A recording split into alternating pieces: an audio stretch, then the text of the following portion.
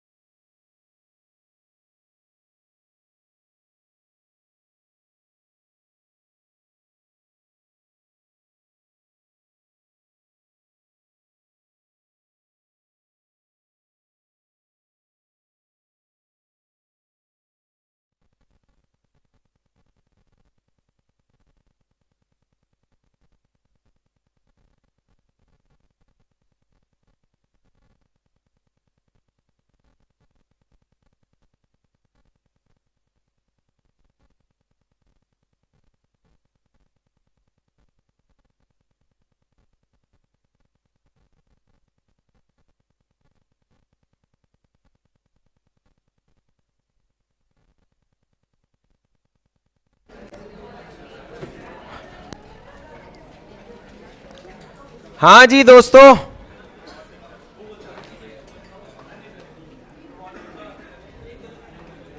Good morning guys, good morning भाई, good morning.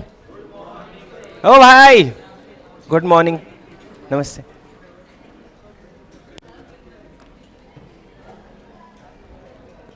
Sorry guys, जो लोग ऑनलाइन देख रहे हैं, सॉरी वी आर लेट। हमारे इधर पे गणपति का सेलिब्रेशन चल रहा था, आरती चल रही थी, तो हम लोग लेट हो गए।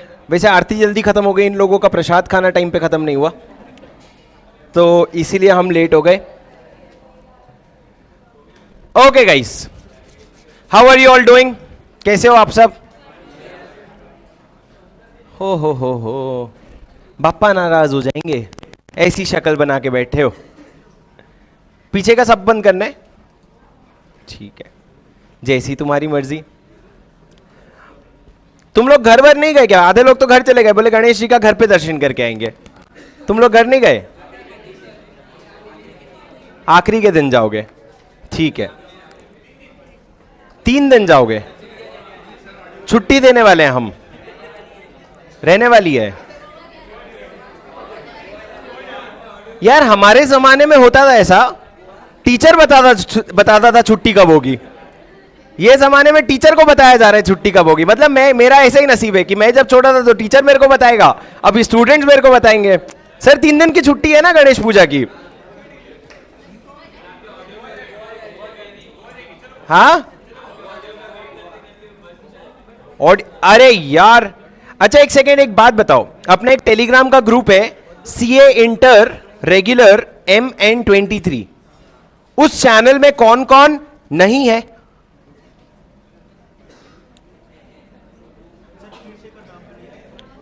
CA inter regular MN23 MN 231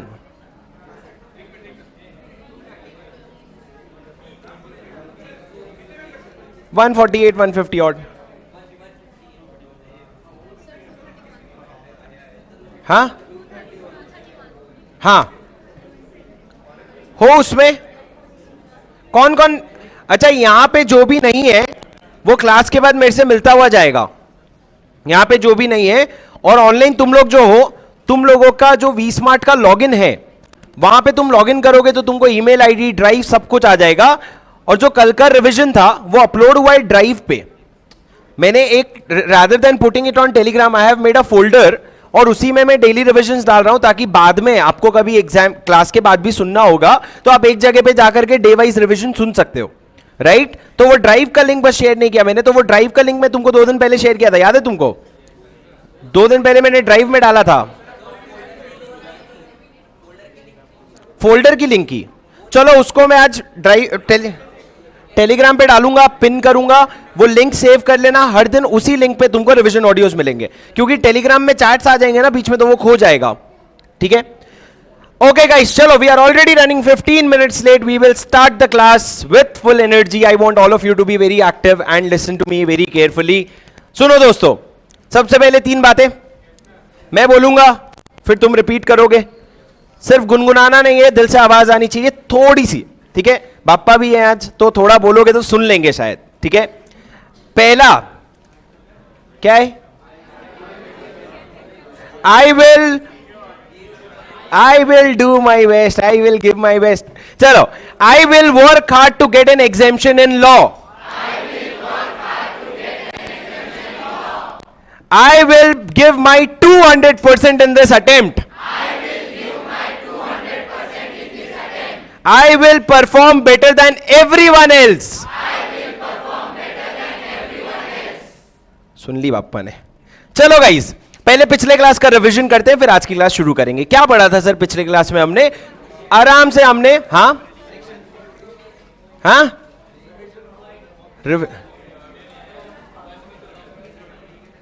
अच्छा एक ना बंदा बैठाऊंगा मैं, होमवर्क्स के ना नाम लिखवाऊंगा कौन कौन नहीं कर रहा है, फिर तुम लोगों को ना डंडा पड़ेगा। सर रिवीजन ऑडियो नहीं आया करके हमको याद नहीं है क्या पढ़ाए थे।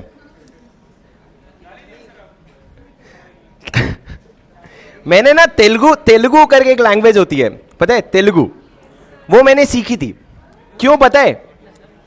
क्योंकि मेरे दोस्त पूरे तेलुगु में थे, वो लोग गालियां तेलुगु में देते थे, तो शुरू में मैंने गालियां सीखी और उनकी इतनी सारी गालियां होती है ना कि मेरे को लगा आधा तेलुगु तो आ ही गया है।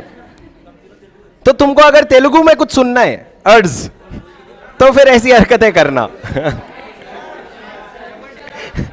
नहीं, इनको समझ आ जाएगी, ये लोग फिर ट्रांसलेट करके बता देंगे।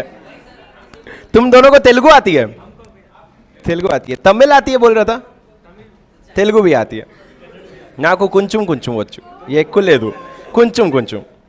चलो सर, हमने सेक्शन 4 पढ़ा था मेमोरेंडम, समझा ना भाई? समझा ना? तेलुगु में गालियां, ठीक है? क्या बोल के दिख, आओ खोपचे में आओ।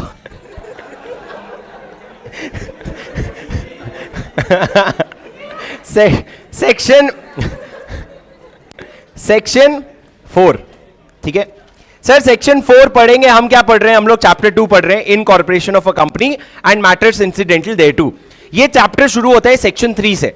सेक्शन 3 सबसे पहले हमने पढ़ा फॉर्मेशन ऑफ अ कंपनी, जिसमें हमने पढ़ा, अच्छा एक काम करवाना चाहता हूं, आज आप सब अपना समरी नोट्स खोलो, सब अपना समरी नोट्स खोलो, और आज हम रीड करेंगे सर समरी नोट से, बड़ा मजा आएगा। समरी नोट्स खोलो चैप्टर 2 का, पेज नंबर 12, सारे के सारे समरी नोट्स खोलो।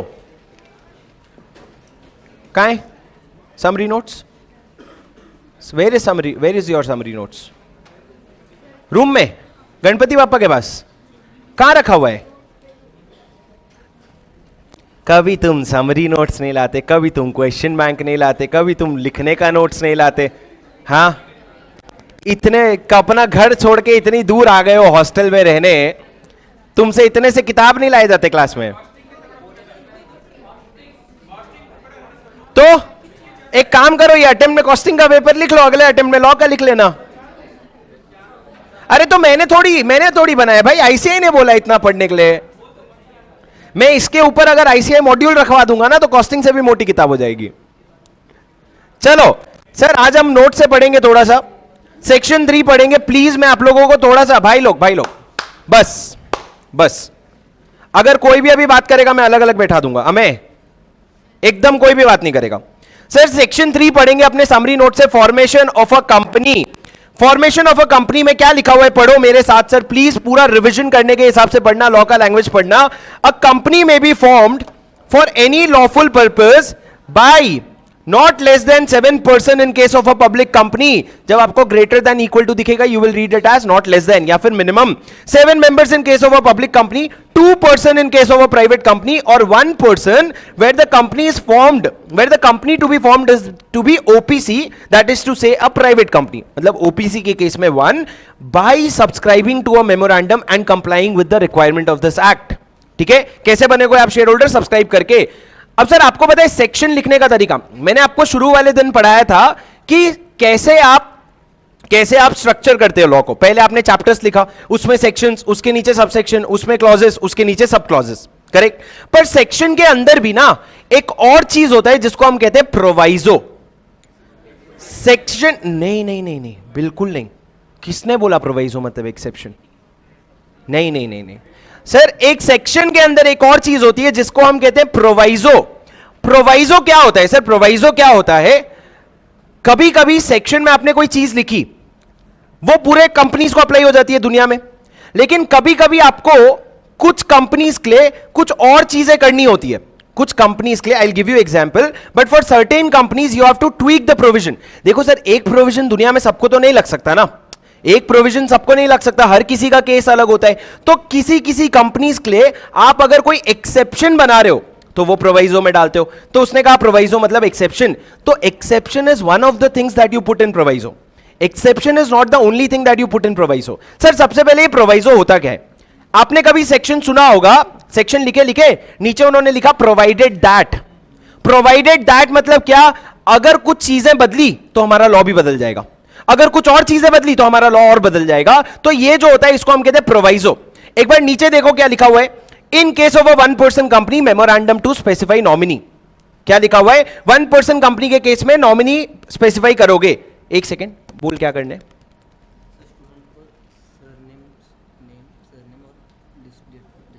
हाँ, आ गया हथियार। और खबरदार तुमने किसी अपने दोस्त का नाम लिखा और यहां प्रेजेंट लिखा और मेरे को हैंडराइटिंग मैच हो गई तो तुम देखो क्या करूंगा। अभी मेरे को हाल में आ नहीं रहा है याद, पर बताऊंगा। ये तुम लोगों का अटेंडेंस शीट है, आप लोग जितने भी लोग प्रेजेंट हो आप लोग अपना नाम डालोगे, और कम से कम अगर अपने दोस्त का नाम लिख रहे हो पेन बदल के, हैंडराइटिंग बदल के लिख लेना। इतना तो कॉलेज में सीख जाओगे तुम आगे चल के, पर काउंट होगा क्लास का और शीट का, तो पता चल जाएगा कितने डिफरेंसेस है हमें, और पता है कौन दोस्त है कौन नहीं है, कौन किसके साथ आया है, कौन बातें कर रहे हैं, सब पता चल जाएगा। ठीक है, चलो सर सुनो, मैं आपको बोल रहा था प्रोवाइजो के बारे में बता रहा था। कोई मेरे को बता सकता है प्रोवाइजो और प्रोविजन में क्या फर्क होता है? प्रोवाइजो और प्रोविजन में क्या फर्क होता है? सर लॉ में जो कुछ भी लिखा है ना सेक्शन के अंदर, उसको हम कहते हैं प्रोविजन। लॉ के अंदर जो भी लिखा है, मतलब अगर मैं आपको इसी सेक्शन का, सेक्शन 3 का मैं आपको बेयर एक्ट खोल के दिखाता हूं। एक सेकेंड, कहां से खोलूं sir bare act? MCA, MCA में गया, एक्ट्स में गया, ई बुक में गए, कंपनीज एक्ट, खुल जा,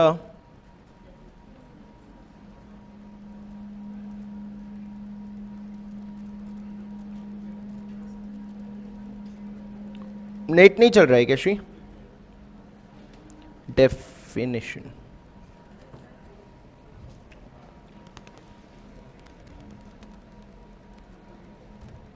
मैंने बोला सर वाईफाई नहीं, आप हॉटस्पॉट नहीं देते, आपका भी नहीं चलेगा, है ना?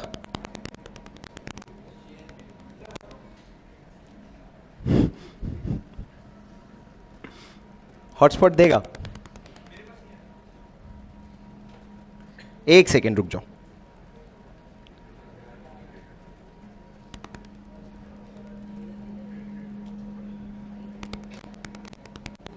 ये देखो सर, ये आपका सेक्शन 3 है, ठीक है? सुनो ना, सेक्शन 3 के अंदर जो भी चीजें लिखी हुई है उसको हम कहते हैं प्रोविजन, ठीक है? अब देखो कैसे लिखा हुआ है, a company may be form for lawful purpose by 7 और मोर मेंबर्स, 2 और मोर मेंबर्स, वो सारी चीजें लिखी है। उसके बाद नीचे देखो बोल्ड में क्या लिखा है, provided that the memorandum of 1 person company, जो मैंने आपको समरी नोट्स में सिंप्लीफाई करके दिया है ना कि 1 पर्सन कंपनी में एक नॉमिनी होगा, नॉमिनी कैसे अपॉइंट होगा, उसको लॉ में इन्होंने प्रोवाइजो के फॉर्म में लिखा है। इन्होंने बोला ऊपर जो हमने लॉ लिखा है कि कंपनी फॉर्म करोगे, मिनिमम 7 मेंबर होंगे, 2 मेंबर होंगे, 1 मेंबर होंगे, वो तो ठीक है, लेकिन उसके अलावा 1 पर्सन कंपनी में एक नॉमिनी भी होगा, उसके अलावा वो नॉमिनी अपना कंसेंट विथड्रॉ भी कर सकता है, उसके अलावा नॉमिनी को आप रिप्लेस भी कर सकते हो। तो ये मेन सेक्शन है, और उसके नीचे ये जो प्रोवाइडेड दैट है इसको हम कहते हैं प्रोवाइजो।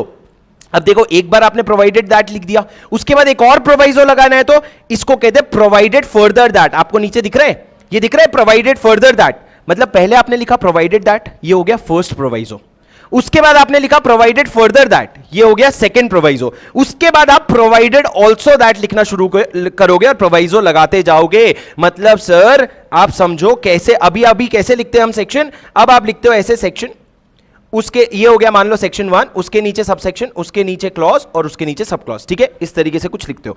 पर किसी भी सबसेक्शन या क्लॉज में क्या आ सकता है? प्रोवाइजो। कितने प्रोवाइजो हो सकते हैं सर? जितना चाहे उतने हो सकते हैं। फर्स्ट प्रोवाइजो आप कैसे लिखते हो? प्रोवाइडेड दैट, उसके बाद प्रोवाइडेड फर्दर दैट, उसके बाद प्रोवाइडेड ऑल्सो दैट, उसके बाद प्रोवाइडेड ऑल्सो दैट यूज करते रहते हो। ये first proviso, second proviso, third proviso. Proviso का मतलब कभी भी एक्सेप्शन नहीं होता है। मैं आपको बताऊं, सेक्शन में अगर कुछ आपने प्रोविजन लिखा है ना तो प्रोवाइजो सेक्शन को कंप्लीट करता है। बिना प्रोवाइजो के लॉ अधूरा है। जब आप उसमें प्रोवाइजो ऐड करते हो तो उसको मिला के एक सेक्शन का पूरा कंप्लीट नॉलेज मिलता है आपको। So proviso is basically something which supports a section. Okay, अब सर हमारे यहां पे मैंने प्रोवाइजो वगैरह पे इतना ज्यादा फोकस अपने को सीए इंटर लेवल पे नहीं करना होता, फाइनल लेवल पे इंस्टीट्यूट वो भी एक्सपेक्ट करती है। फाइनल लेवल पे इंस्टीट्यूट कैसे आंसर लिखती है पता है? As per second proviso to section 149 subsection 1 companies act talks about women director. तो वहां पे इंस्टीट्यूट को लगता है तुम मशीन हो, तुमने मशीन को नहीं, मशीन ने तुमको बनाया है, तो तुमको ये सारी चीजें रट करके याद होगी। पर इंटर लेवल पे इंस्टीट्यूट ना ये चीजें सजेस्टेड आंसर में करता है, ना आपसे ये एक्सपेक्ट करता है। बट आपको एक रीडिंग के लिए जब आप आगे चल के बेरैक पढ़ोगे कोई सेक्शन में, तो आपको पता होना चाहिए प्रोवाइजो क्या होता है। समझे? अब सर मेरी बात सुनो, यहां पे मैंने सिंप्लीफाई करके लिख दिया सेक्शन 3 में 3 चीजें और बात होगी, एक तो नॉमिनेशन की, विथड्रॉल की और रिप्लेसमेंट की। नॉमिनेशन के बारे में क्या लिखा है sir? In case of a one person company, the memorandum shall indicate, पहला, the name of the other person with his prior written consent in the prescribed form, who shall, in the event of subscriber's death or incapacity to contract, become the member of the company. एक चीज बताऊं आपको, जब आप exam में answers लिखते हो ना, तो बहुत सारे लोग लॉ में ये कंप्लेन करते हैं कि सर हमसे ना पेपर छूट जाता है, हम 100 मार्क का पेपर अटेंड नहीं कर पाते। मैं बताऊं क्यों अटेंड नहीं कर पाते? क्योंकि आप पढ़ के जाते हो पैराग्राफ्स या आप पढ़ के जाते हो चार्ट। आप पढ़ के जाते हो पैराग्राफ्स या आप पढ़ के जाते हो चार्ट। अब एग्जाम में आपका दिमाग याद करने में भी लगा हुआ है, दूसरा उसको प्रेजेंट कैसे करूं उसमें भी लगा हुआ है, क्योंकि आता है आपको भर भर के पैराग्राफ और आपको लिखना है पॉइंटर्स में। तो आप एग्जाम में दिमाग लगा रहे हो, अरे इसको पॉइंटर्स में कहां स्प्लिट करूं मैं, तो दिमाग तो जाता है ना, उससे एफिशिएंसी तो कम होती है। अगर वो नहीं करोगे तो आंसर का क्वालिटी खराब होगा, और अगर वो करोगे तो पेपर 85 मार्क्स अटेंड होगा। तो इस नोट से जब आप पढ़ोगे ना, और इनफैक्ट इसी तरीके से मैं आपको क्लास में भी लिखवा रहा हूं कि आप सीधे के सीधे वैसे जाकर के वहां पे आंसर लिख करके आ जाओ। सर उस दिन पहले दिन मैंने कुछ लोगों के नोट्स देखे थे, तुम लोगों ने ना चार्ट्स बना रखे थे आंसर में, कभी भी मत बनाना. You never have to make that, because please understand one thing. Who is checking your paper? Is it a law teacher? Is it a law professor? No, he is just some random CA जिसको आता है, पर उसको हर चीज इतने deep में नहीं समझता है जितना तुमको समझता है. तो तुमको वही लिखने की कोशिश करनी. उसके पास एक सजेस्टेड आंसर है, उसमें आईसीआई ने चार्ट बना रखा है क्या कहीं भी? नहीं. आईसीआई के सजेस्टेड आंसर में एक भी चार्ट नहीं होता है. तो वो देखेगा भाई इधर ए लिखा है, तूने इधर ए लिखा क्या, ऐसी तैसी ए गलत आंसर, वो टिक मार देगा. तो उसके पास है सजेस्टेड आंसर, और अगर तुम उसको बहुत ज्यादा समझाने लगोगे, बहुत ज्यादा ज्ञान देने लगोगे जो उसके सजेस्टेड में मैच नहीं है ना, तो उसको शायद समझेगा भी नहीं कि तुम्हारा आंसर सही है कि गलत है. वो बोलेगा भाई इधर सही आंसर है, इधर नहीं मैच हो रहा है, 0. फिर तुम बोलोगे सर हमने logic, concept, charts, drawing of no use. And this is true for every theory paper and every practical paper also. आपको पता है प्रैक्टिकल पेपर में अगर आपका answer pie to pie match नहीं करता, तो इंस्टीट्यूट कभी कभी नीचे सजेस्टेड आंसर में ऑल्टरनेटिव आंसर लिखती है कि स्टूडेंट ये भी प्रिजम्पशन ले सकता है, ये भी प्रिजम्पशन ले सकता है. अगर ऑल्टरनेट आंसर से मैच कर गया तो भी मार्क्स देगा, वरना वो नहीं देगा. ठीक है, तो you will have to stick as close as possible to the language of the law. But obviously आप पैराग्राफ्स को स्प्लिट कर सकते हो, क्योंकि उसके लिए भी रीडेबिलिटी बढ़ेगी. और जब आप अब देखो इसके अंदर कीवर्ड्स, अब मेरे जो नोट्स में जो रेड कलर की चीजें है ना, वो वही है जो आपको एब्सोल्युटली एग्जाम में अंडरलाइन करना ही करना है. ये देखो, the name of the other person with his prior written consent who shall in the event, what event of death और incapacity become the member of the company. और मेरे कीवर्ड्स का मैं आपको एक चीज बता दूं, कीवर्ड्स एक ऐसे वर्ड्स होते हैं मेरे बुक में जो अगर आप सिर्फ कीवर्ड्स भी पढ़ोगे ना, आपका पूरा कॉन्सेप्ट रिवीजन हो जाएगा. आप पढ़ो ना, आपको मेमोरेंडम में you have to give a name of other person with his written consent who in the event of death will or incapacity will become the member of the company. Who in the event of death or incapacity will become the member of the company. बाकी सब fillers है, ये सारे keywords है. तो इस तरीके से you will have to keep on memorizing things from the summary notes also. उसके बाद क्या लिखा है sir? The written consent so obtained shall be filed with the registrar at the time of incorporation of the OPC along with memorandum or article. आपको ये वाला document registrar के पास भेजना पड़ेगा. फिर withdrawal का प्रोविजन, ही में withdraw consent at any time in the prescribe form. उससे ज्यादा इन्होंने हमारे सिलेबस में नहीं डाला है. वैसे तो फॉर्म नंबर क्या होगा, कितने दिन में क्या करना होगा, वो सारे प्रोविजंस हैं, पर हमारे सिलेबस में इंक्लूडेड नहीं है. सर क्या रिप्लेस हो सकता है एक nominee? Can you replace a nominee? कैसे रिप्लेस करोगे? नॉमिनी जो है वो नोटिस देगा सोल मेंबर को. अच्छा, सोल मेंबर जो है वो सिर्फ नॉमिनी को नोटिस देगा. अच्छा, सोल मेंबर जो है वो नॉमिनी को भी नोटिस देगा और ओपीसी को भी नोटिस देगा, और ओपीसी उसका कुछ नहीं करेगा. ओपीसी उसको आरओसी को भेजेगा 60 दिन के अंदर. अच्छा, वो नहीं बताया सर आपने. ठीक है सर, अगर मैंने नहीं बताया इन जनरल आपको पूछूं, तुक्का मारो, ओपीसी को कोई चीज रजिस्ट्रार को भेजनी है, कितने दिन के अंदर भेजेगा? सर अगर कुछ नहीं आता होगा ना, कोई ऐसे गन पॉइंट पे रख के बोलेगा बोल नहीं तो मार दूंगा, तो 30 बोलना. क्यों? कंपनी को रजिस्ट्रार को जितनी भी चीजें भेजनी होती है, the base time limit is 30. क्या आपको 15 दिन कहीं नहीं मिलेगा सर? अरे बहुत जगह मिलेंगे. क्या आपको 60 दिन नहीं मिलेंगे? बहुत जगह मिलेंगे. पर आप यूं समझ लो 75% of the places what is written 30 days. ठीक है. अब सर क्या लिखा है? Replacement member of an OPC में. कौन कर रहा है सर रिप्लेसमेंट? मेंबर मतलब कौन? वो सोल मेंबर में at any time change the name of the nominee by giving a notice in the prescribed form intimating the company about such change. On receipt of such intimation, company to inform registrar, change of such name shall not be deemed as alteration of memorandum. Sir कुछ missing है यहां पे.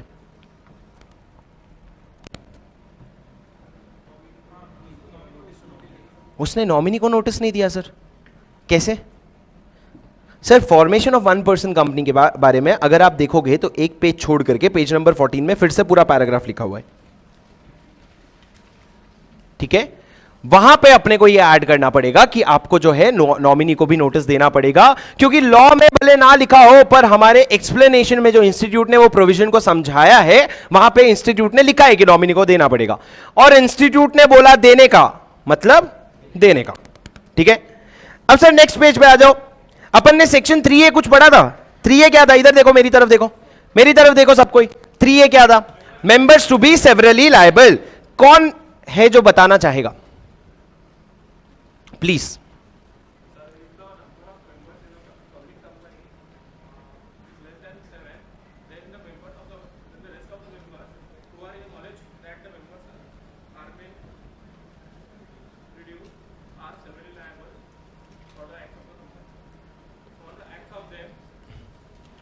नहीं नहीं, बोलो बोलो, for the acts of them.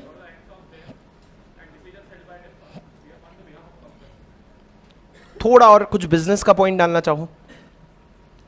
Business तुरंत भी लायबल हो जाएगा कि आगे भी लायबल होगा? After 6 months. और 6 महीने के बाद कौन लायबल होगा? वो जो कंटिन्यूइंग मेंबर्स हैं, जो अवेयर हैं डिफॉल्ट के बारे में, कॉग्निजेंट है डिफॉल्ट के बारे में। करेक्ट? Correct sir?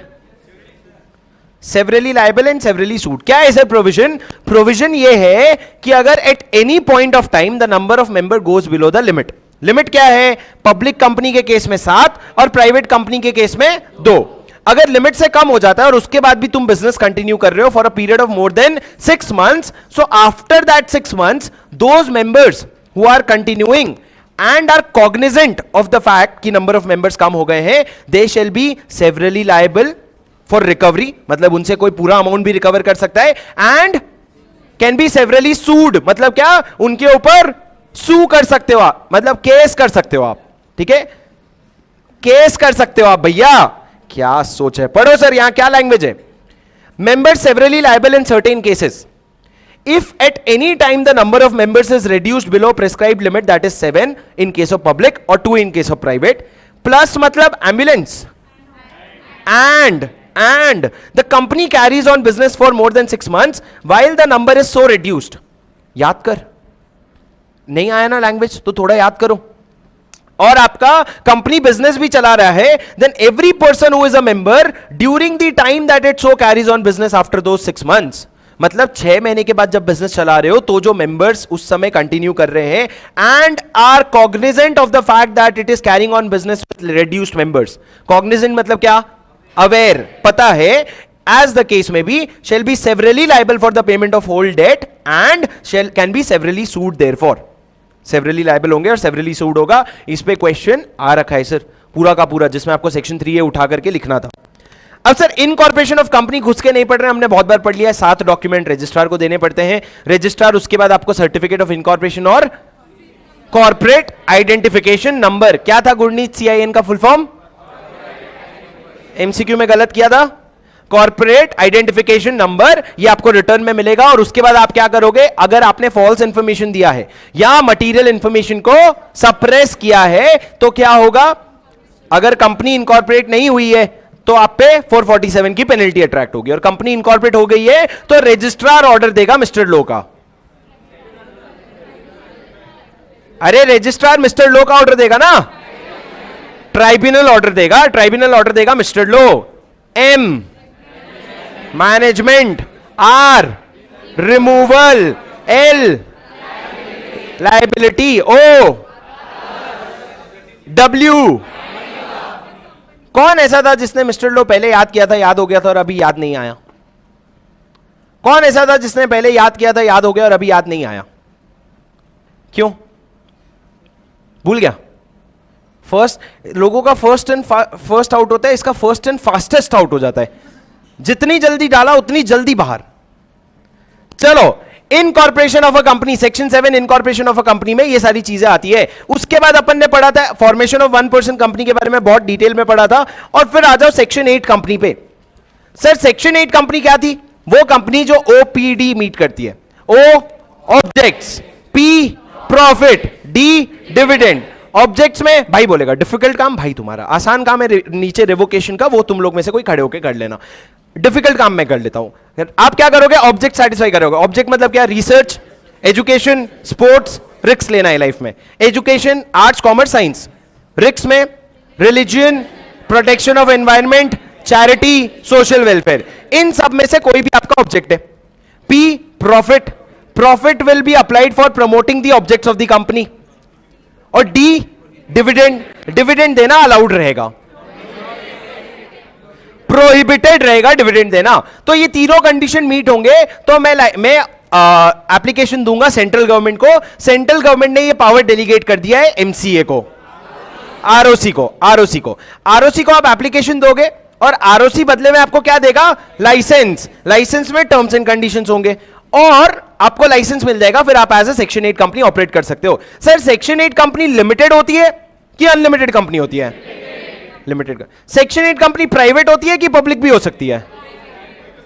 प्राइवेट भी हो सकती है। जो तुम नहीं बोल रहे हो कहीं लिखा है सर? सेक्शन 8 कंपनी कुछ भी हो सकती है, ठीक है। उसके बाद अपन ने क्या पढ़ा सर? दो रेस्ट्रिक्शन है सेक्शन 8 कंपनी पे।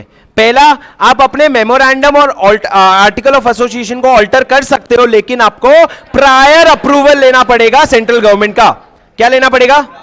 प्रायर अप्रूवल लेना पड़ेगा सेंट्रल गवर्नमेंट का। दूसरा, आप अगर कन्वर्ट करवाना चाहते हो अपने आप को पब्लिक या प्राइवेट कंपनी में, तो आप क्या करोगे? Special resolution at the board meeting, ठीक है। अब सर रिवोकेशन भाई मैं ये लोग रिप्लाई कर देते हैं, जनरल मीटिंग है, मेरे को पता है, तुम लोग को करेक्ट करना होता है मेरे को, ठीक है। बोलेंगे सर बोर्ड मीटिंग बोल के आगे निकल गए। सुनो, उसके बाद मैंने बोला रिवोकेशन ऑफ लाइसेंस, ठीक है। रिवोकेशन ऑफ लाइसेंस में क्या होगा? 3 कंडीशन अगर नहीं मीट होंगे तो आपका लाइसेंस रिवोक हो सकता है। पहला, if you did contravention of this section.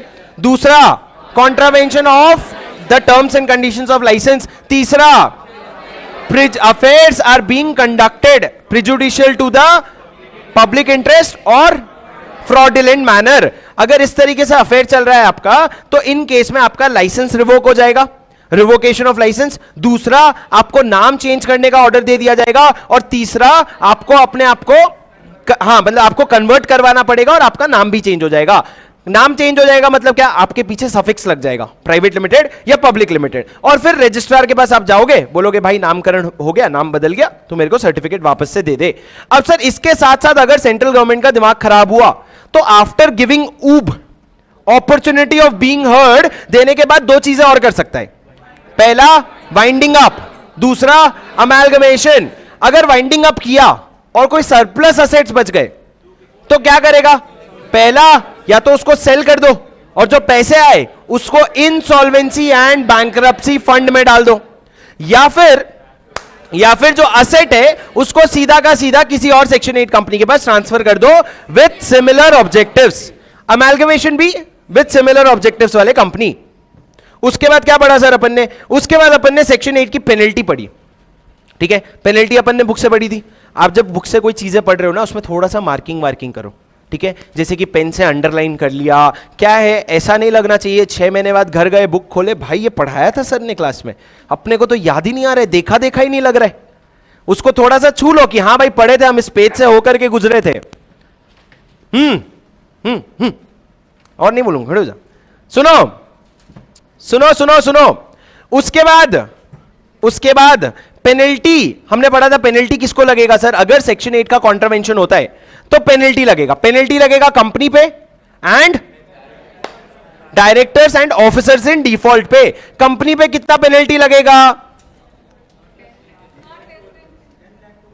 Very good, sit down. 10 lakh to 1 crore.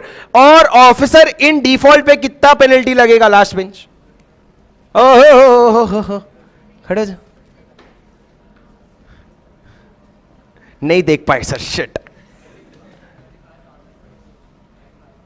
उसकी हेल्प तो कर भाई, कैसा दोस्त है यार, धिक्कार है। उसको बोल तो सही, ऐसे करके मुंह मोड़ लिया है उससे।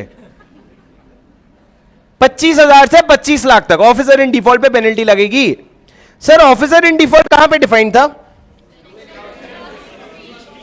नहीं सर, आपने पढ़ाया ही नहीं ऑफिसर इन डिफॉल्ट। खड़े हो।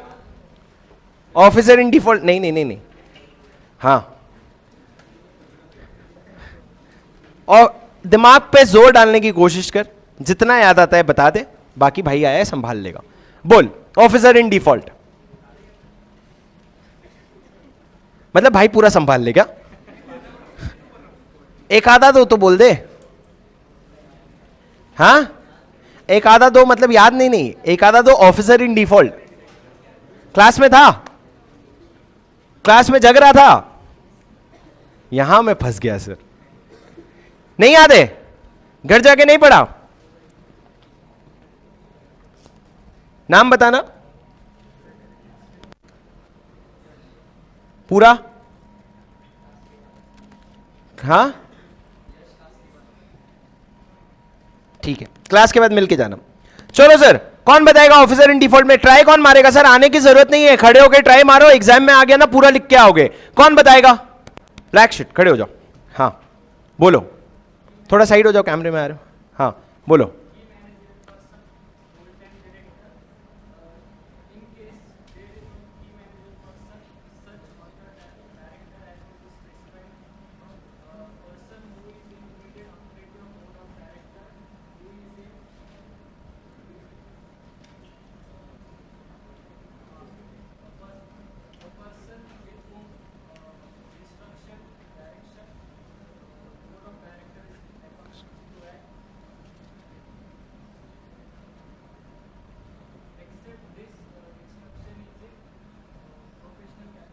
Perfect. Aware of such contravention.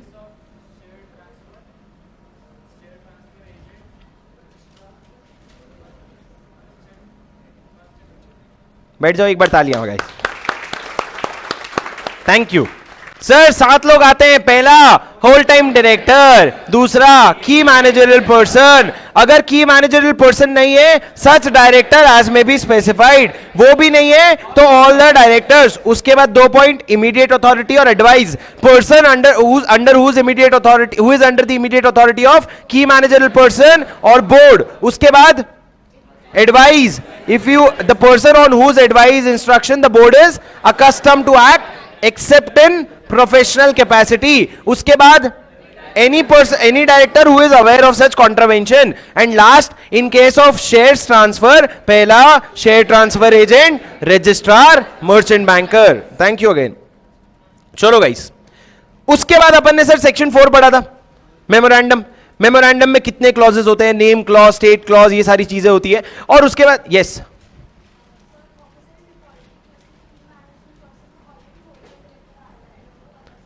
Clarity, for the purpose of clarity.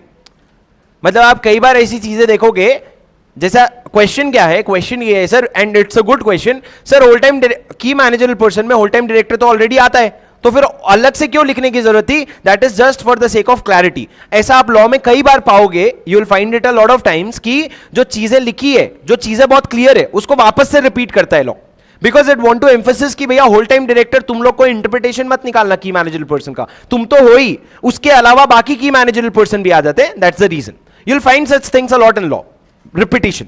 ठीक है, ओके। Section 4 memorandum. मेमोरेंडम में सर क्लॉजेस वगैरह अपन ने पढ़ लिए। उसके बाद अपन ने नेम क्लॉज बहुत डिटेल में देखा था। नेम क्लॉज में एक बार बुक से पढ़ते हैं, ठीक है, लैंग्वेज, क्योंकि अपन ने चार्ट्स फॉर्म में बनाया था, एक बार बुक से पढ़ते हैं। ये वाला तो छोड़ दो, लीगल प्रोविजन वगैरह, आ जाओ नेम क्लॉज पे, जो सेकंड पॉइंट पे है, पेज नंबर 17।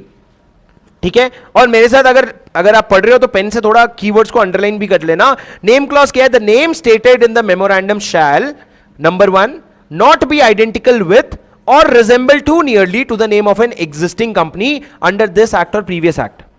मतलब आइडेंटिकल नहीं होना चाहिए और किसी को रिजेंबल भी नहीं करना चाहिए। दूसरा, not be such that its use by the company will constitute an offense under any law for the time being in force or is undesirable in the opinion of central government। मतलब sir हमने notes में क्या लिखा था? मस्त, अपन ने notes में जो लिखा था कितना आसान था। Should not be identical with, it should not cause undesirable, it should not be undesirable and it should not constitute an offence. हमने तो इतना ही लिखा था।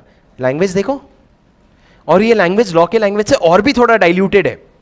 मतलब तुम समझो लॉ में लिखा है 100, यहां पे लिखा है 90, नोट्स में हमने लिखा 60, याद रहेगा 40, एग्जाम में लिख के आओगे 20, मार्क देगा वो 10, पास होने के लिए कितना चाहिए? 50 50 50 50, पास होने के लिए 50। 40 सोच के नहीं जाने का, 40 सोच के जाओगे 30 आएगा, 50 सोच के जाओगे 40 आएगा।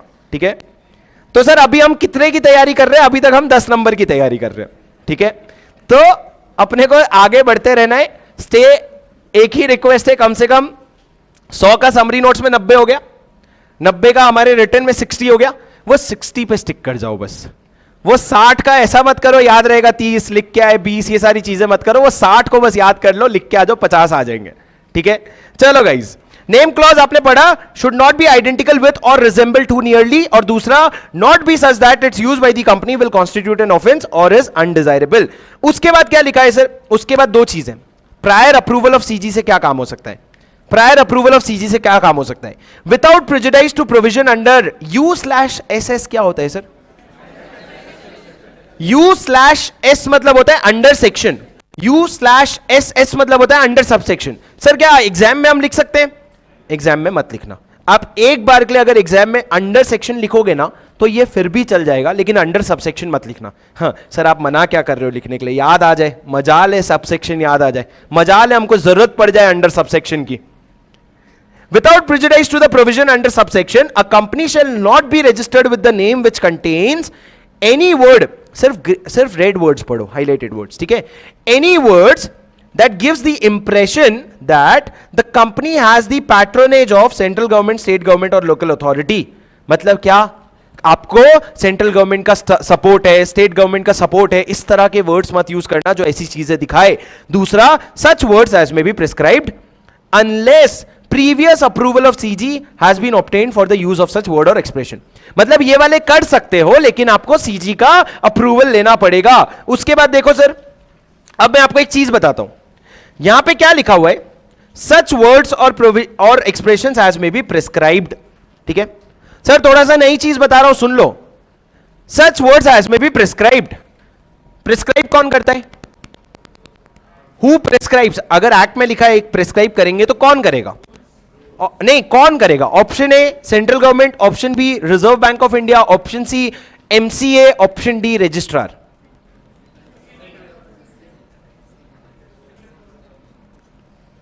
सुन लिया सर हमने आंसर लोगों का।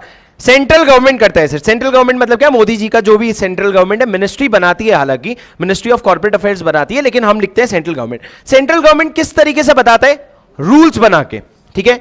तो रूल्स प्रेस्क्राइब होते हैं सर, इसीलिए आप मेरे नोट्स में जब भी एज में भी प्रेस्क्राइब देखोगे ना, अगर सेंट्रल गवर्नमेंट ने प्रेस्क्राइब किया है, उसके बाद अगर इंस्टीट्यूट ने हमारे सिलेबस में लिया है, तो आपको नीचे एक डब्बे में मिल जाएगा एक्स्ट्रा।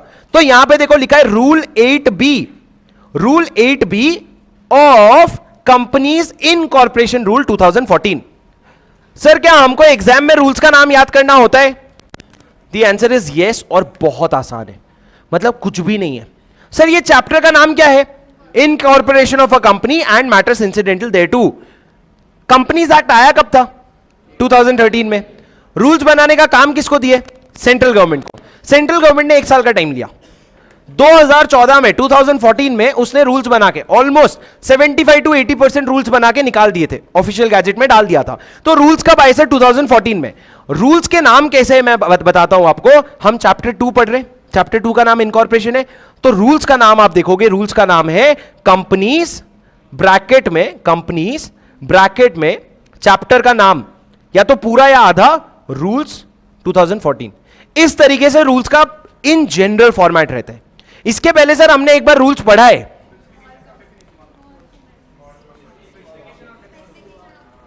कहां पढ़ा है? अरे जिनको आता है तुम लोग रुक जाओ, जिनको नहीं आता है खोजो तो जरा दिमाग में, कहीं तो रूल्स पढ़ा है, कहीं तो आया था सीजी प्रिस्क्राइब करेगा। Section 2 clause 85, small company. क्या होता है सर स्मॉल कंपनी? मतलब जो लिमिट्स रूल में प्रिस्क्राइब करेंगे। रूल्स में क्या लिमिट्स अब प्रिस्क्राइब किया? Paid up share capital of 2 crore और लेस, टर्नओवर ऑफ 20 करोड़ और लेस। ये कहां प्रिस्क्राइब था sir? Companies specification of definition details rules 2014। तो यहां पे सेकेंड चैप्टर का नाम क्या है? इनकॉर्पोरेशन ऑफ कंपनी, तो उसके रूल्स का नाम है कंपनीज ब्रैकेट में इनकॉर्पोरेशन रूल्स 2000। थर्ड चैप्टर का नाम है प्रोस्पेक्टस एंड इट्स अलॉटमेंट, तो आपको उसमें भी रूल्स मिलेंगे, उसका भी नाम ऐसे ही रहेगा, कंपनीज ब्रैकेट में prospectus and it's allotment rules 2014। ठीक है, तो सर यहां पे रूल्स में इन्होंने प्रिस्क्राइब किया है और इन्होंने भर भर के ये सारे वर्ड्स लिखे और बोला इसमें आपको क्या करना पड़ेगा? सेंट्रल गवर्नमेंट का अप्रूवल लेना पड़ेगा। उसके बाद अप्रूवल ऑफ रेगुलेटर वाला पॉइंट पढ़ो सर मेरे साथ। Approval of regulator, if the proposed name includes words such as insurance, bank, stock exchange, venture capital, asset management, Nidhi, mutual fund, ये सारे words अगर आप use कर रहे हो, unless a declaration is submitted by the applicant that the requirements mandated by the respective regulator such as IRDA, RBI, SEBI, MCA have been complied with by the applicant। मतलब क्या? आपको एक declaration देना पड़ेगा कि जो राजा है इस इंडस्ट्री के, राजा मतलब क्या, अगर म्यूचुअल फंड की बात करो तो सेबी राजा है, बैंक्स की बात करो तो आरबीआई राजा है, तो इनके राजा ने जो कंडीशंस लगाए हैं वो हमने कंप्लाई कर लिया है, ऐसा आपको एक डिक्लेरेशन देना पड़ेगा, तब जाके कंप्लायंस होता है। उसके बाद से नेक्स्ट पॉइंट, फोर्थ पॉइंट पढ़ो। अ पर्सन में make an application in form spice plus और रन, रुको, हो रन का फुल फॉर्म,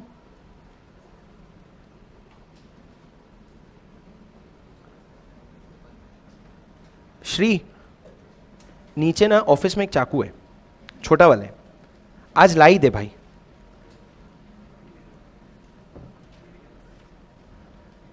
क्या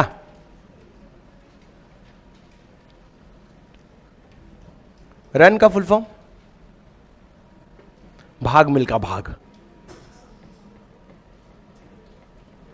तुम लोग को पता है ना, तुम लोगों की शक्ल में दिखता है किसको क्या नहीं आता है, और मेरे को बहुत इंटरेस्ट होता है उसको पूछने में जिसको नहीं आता है।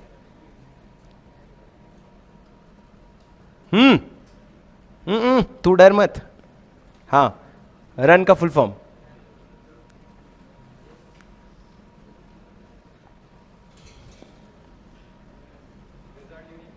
किससे पूछा? पीछे वाला तो उनको बताया। बैठ जा, तुम लोग नहीं। RUN reserve unique name. Sir इन लोगों के लिए एक बार जोरदार तालियां, ये जो लोग खड़े, प्राउड ऑफ यू गाइस। अभी जिनको रन के लिए पूछा तुम लोग बैठ जाओ, I am so proud of you guys. बैठो बैठो, तुम लोग खड़े रहो थोड़ी देर। सर दो फॉर्म है, या तो रिजर्व यूनिक नेम या spice plus. Reserve unique name कब यूज करते हो? जब आप ऑलरेडी एक कंपनी हो, एग्जिस्टिंग कंपनी, और आप एक नाम रिजर्व करना चाहते हो। स्पाइस प्लस कब यूज करते हो? जब एक पूरी की पूरी नई कंपनी इनकॉर्पोरेट कर रहे हो। तो क्या लिखा है sir? A person may make an application to registrar for reservation of a name as the name of the proposed company or the name to which company proposes to change its name. First और second point में difference क्या है sir? First point है new company के लिए, second point है existing company के लिए। ठीक है, उसके बाद क्या लिखा है? Reservation of name. Reservation of name में क्या चीजें हैं सर? रिजर्वेशन ऑफ नेम, आप एप्लीकेशन देके अपना नाम रिजर्व करवाओगे, कितने दिन के लिए करवाओगे? अगर नई कंपनी है तो 20 दिन के लिए, और एग्जिस्टिंग कंपनी है तो 60 डेज के लिए। Upon receipt of application under subsection 4। Subsection 4 मतलब सर ये वाला, जब एप्लीकेशन आ जाएगा तो द रजिस्ट्रार में on the basis of information and document furnished with application, oh my God, मतलब जितने भी इंफॉर्मेशन आए उसको देखेगा registrar, and he will reserve the name for 20 days in case of a new company and 60 days in case of an existing company. आप क्या करोगे? आप नाम रिजर्व कर दोगे। उसके बाद क्या सर? अगर आपने जब नाम रिजर्व करवा रहे थे, अगर पता चला कि आपने फॉल्स इंफॉर्मेशन दे रखा है, तो दो चीजें हो सकती है, या तो कंपनी इनकॉर्पोरेट नहीं हुई है या कंपनी इनकॉर्पोरेट हो गई है। अगर कंपनी इनकॉर्पोरेट नहीं हुई है तो रिजर्वेशन हो जाएगा कैंसिल, और आपको पेनल्टी लगेगी 1 लाख रुपए तक की। पर अगर कंपनी इनकॉर्पोरेट हो गई है तो सर रजिस्ट्रार 3 में से कोई एक ऑर्डर पास करेगा। पहला कौन बताना चाहेगा? ट्राई, कोई प्रॉब्लम नहीं है, प्लीज बोलो।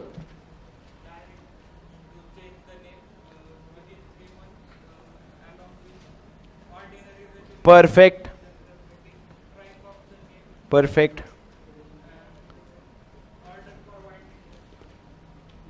रजिस्ट्रार ऑर्डर दे रहा है तो रजिस्ट्रार खुद वाइंडिंग अप का ऑर्डर नहीं दे सकता। आज के एमसीक्यू का क्वेश्चन लीक करा मैंने, ऑर्डर नहीं दे सकता, तो वो क्या करेगा? पिटीशन फाइल करेगा ट्राइब्यूनल को। तो सर 3 चीजें रजिस्ट्रार यहां पे ऑर्डर करेगा। पहला, direct the changing of the name of the company within 3 months by passing a special resolution, ordinary resolution. दूसरा, striking off the name from the register of companies. और तीसरा, petition for winding up of the company to the tribunal. पढ़ो sir second point पूरा, एक बार second point पूरा read करो।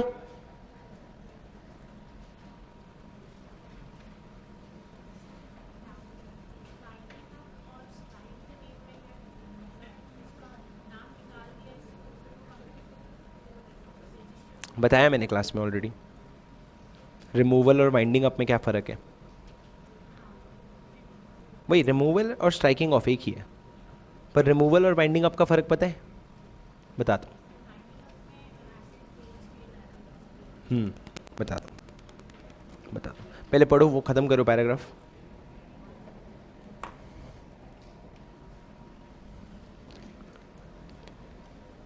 Law का डिस्कशन ना, हाँ फिर ठीक है।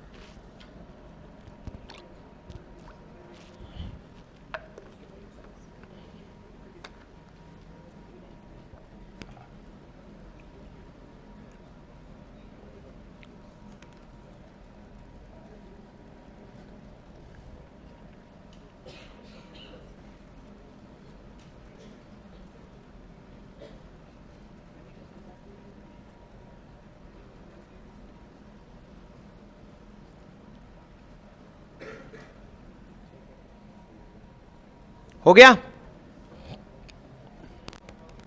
कुछ लोग बोले सर ऊपर देखेंगे ही नहीं अपन हो जाने के बाद, उससे क्या है, मस्त 3-4 मिनट और निकल जाएगा, फिर एक और पढ़ने दोगे, फिर पढ़ने के बाद नहीं देखेंगे ऊपर, क्या ऐसे ही करते करते क्लास खत्म हो जाएगी? नहीं।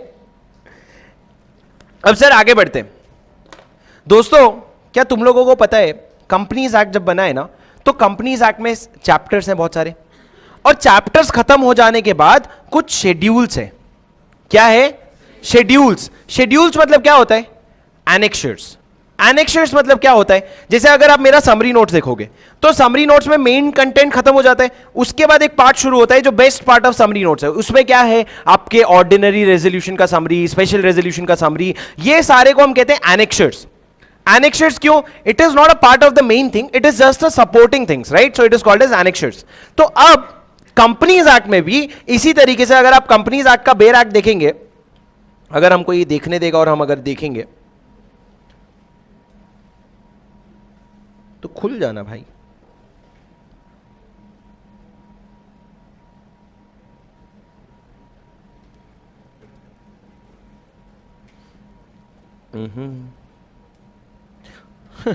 तो कंपनीज एक्ट में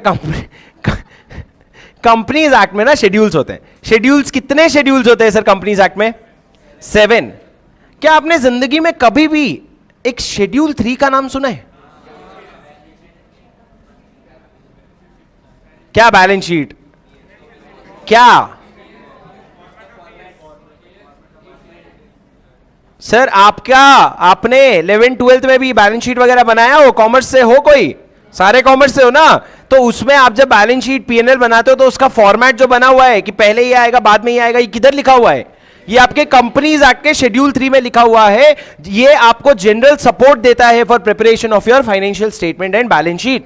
सर ये शेड्यूल क्या होता है? जो आपका पूरा कंपनीज एक्ट चैप्टर 1 से 29 तक, मैंने सोचा पहले पूछूंगा तुमको कितने चैप्टर्स हैं, फिर मेरे को लगा तुमको रन का फॉर्मूला फुल फॉर्म नहीं आ रहा, तुमको चैप्टर किधर से याद रहेगा, है ना? कितने सेक्शन है सर हमारे कंपनीज एक्ट में? कितने सेक्शन हमारे कोर्स में है?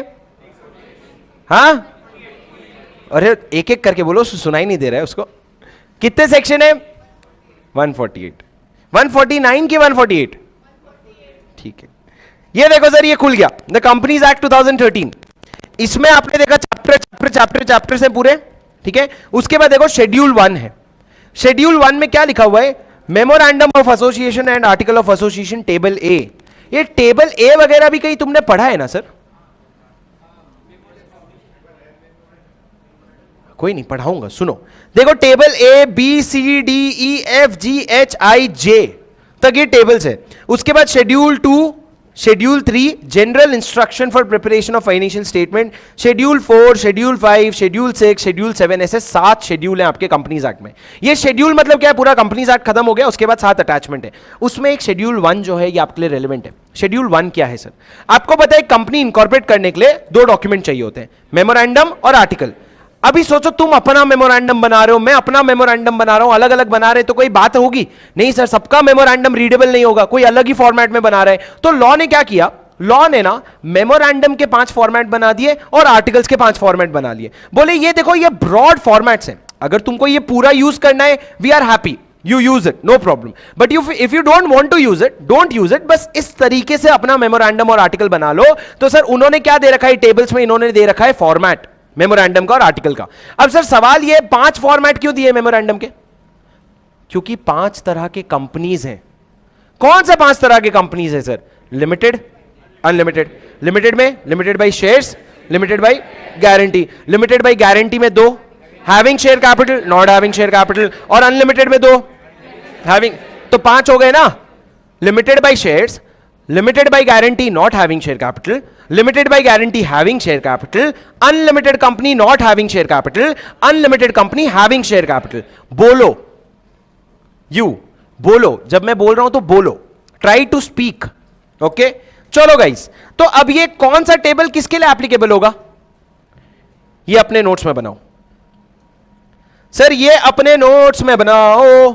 चलो मैं फिर से बनाता हूं, इसको 5 पार्ट में डिवाइड करो। कंपनीज को लिमिटेड, अनलिमिटेड, लिमिटेड के 2 पार्ट्स,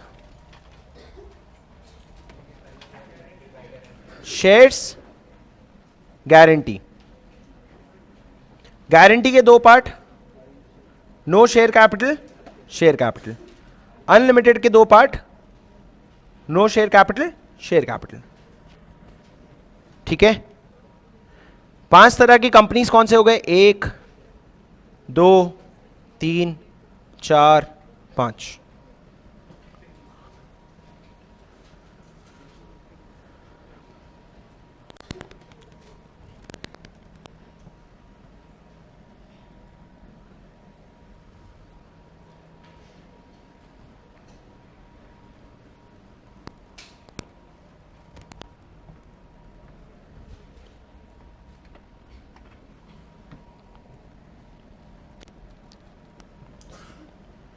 सर इसमें ना, हेलो, आवाज आ रही है तुमको? इसमें ना आप लोगों को देखना है कि कौन सा टेबल का फॉर्मेट कौन से कंपनी को एप्लीकेबल होगा। बहुत सिंपल है, ये फॉर्मेट बनाने के बाद सिंपल ऐसा डालना, table A B C D E. मतलब क्या, टेबल ए का फॉर्मेट जो है वो कंपनी लिमिटेड बाई शेयर्स को एप्लीकेबल है। टेबल बी का format limited by guarantee not having share capital को एप्लीकेबल है, और टेबल सी का format limited by guarantee having share capital को एप्लीकेबल है। D unlimited company not having share capital, और E unlimited company having share capital. हो गए 5। अब आर्टिकल ऑफ एसोसिएशन का भी सिंपल है सर, एफ से शुरू होता है, कहां तक जाता है, एफ जी एच आई जे। तो सर सिंपल है, ऐसा लिख देने का, सीधा लिख दो F G H I J, F G H I J. Sir सीधा नहीं लिखने का, सेकेंड और थर्ड इंटरचेंज हो गए, फोर्थ और फिफ्थ इंटरचेंज हो गए। एफ जी एच आई जे को कैसे लिखने का, F H G J I. ठीक है सर, ये ना आपके एमसीक्यू में आते, और एमसीक्यू में ऐसा नहीं लगा सकते तुम कि भाई भगवान गणपति बप्पा संभाल लेंगे, टिक मारो, नहीं। तुम लोगों को भले यहां पे नेगेटिव मार्किंग नहीं है, पर एक चीज समझना, आज के डेट में सीए इंटर में और फाइनल में थियरी पेपर में पास होने का सहारा है एमसीक्यू। 100 में से 40 लाना पहले बहुत डिफिकल्ट था, पर अभी 30 मार्क के एमसीक्यूज आते हैं। तुम समझो, अगर तुम्हारे कॉन्सेप्ट सारे क्लियर है ना, तुम 30 में से 28 स्कोर कर लोगे, वेरी इजी। अगर तुमको सारी चीजें आती है कॉन्सेप्चुअली, 25 तो कहीं नहीं जाते, 26। तो जब 25 मार्क ऐसे ही आ गए, तो बचे 70 मार्क में से you have to just score 25 marks out of the remaining 70 marks of descriptive, you just have to score 25 marks. समझ रहे हो गेम पूरा? पहले कैसा था, 100 मार्क में से 50 मार्क तुमको लाने हैं थियरी में। ये बना लिया सर आप लोगों ने सबने? ओके, तो हाँ हाँ, कौन सा किसको एप्लीकेबल है? सर सबसे पहले ये जो 5 टेबल है ना, ए बी सी डी ई, ये मेमोरेंडम के फॉर्मेट है, ठीक है। और जो बचे 5 है वो किसके हैं? आर्टिकल ऑफ एसोसिएशन के फॉर्मेट है, ठीक है। उसके बाद मैंने क्या कहा, किसको क्या एप्लीकेबल है, ये मैं आपको रेड लाइन से बना के बता रहा हूं। लिमिटेड कंपनी बाय शेयर्स को ये एप्लीकेबल है, table form table A. Limited by guarantee not having share capital को ये एप्लीकेबल है। Limited by guarantee having share capital को ये एप्लीकेबल है। Limited company not having share capital को ये एप्लीकेबल है, और limited company having share capital को ये एप्लीकेबल है। समझे? A B C D E F G H I J, F H G J I, ठीक है। बना लिया सर आपने? अब आ जाओ वापस। अब सर ये जो फॉर्म्स है, मेरे को कुछ आंसर्स दे दो ना मेरे। मेरे मन के कुछ सवाल है, प्लीज मेरे को बता दो ना प्लीज। सर ये जो फॉर्मेट है, ओ हो, ये जो फॉर्मेट्स दिए हुए हैं, इसको क्या as it is copy paste करना जरूरी है? नहीं, these are just for references. Can a company copy paste it? अगर कंपनी चाहे तो कॉपी पेस्ट कर सकती है। हां, क्या अगर कंपनी चाहे तो पूरा का पूरा छोड़ सकती है? छोड़ सकती है सर। आपको मैं रिलायंस का मेमोरेंडम और आर्टिकल्स दिखाऊंगा, उसमें रिलायंस है एक company which is limited by shares. तो सर आर्टिकल की अगर बात करें, अगर आर्टिकल की बात करें तो रिलायंस को कौन सा टेबल एप्लीकेबल होना चाहिए? अरे अगर आर्टिकल्स की बात करें एफ, तो सर रिलायंस ने अपने आर्टिकल में सबसे पहले ये लिखा है टेबल एफ से हमारा कोई लेना देना नहीं है। जो लिखा है हमने अपने आर्टिकल में खुद से लिखा है, हमारा टेबल एफ से कोई लेना देना नहीं है। ये देखो, ये आपके रिलायंस का मेमोरेंडम है, ये आर्टिकल है, ठीक है। कहां गया भाई? ये ना,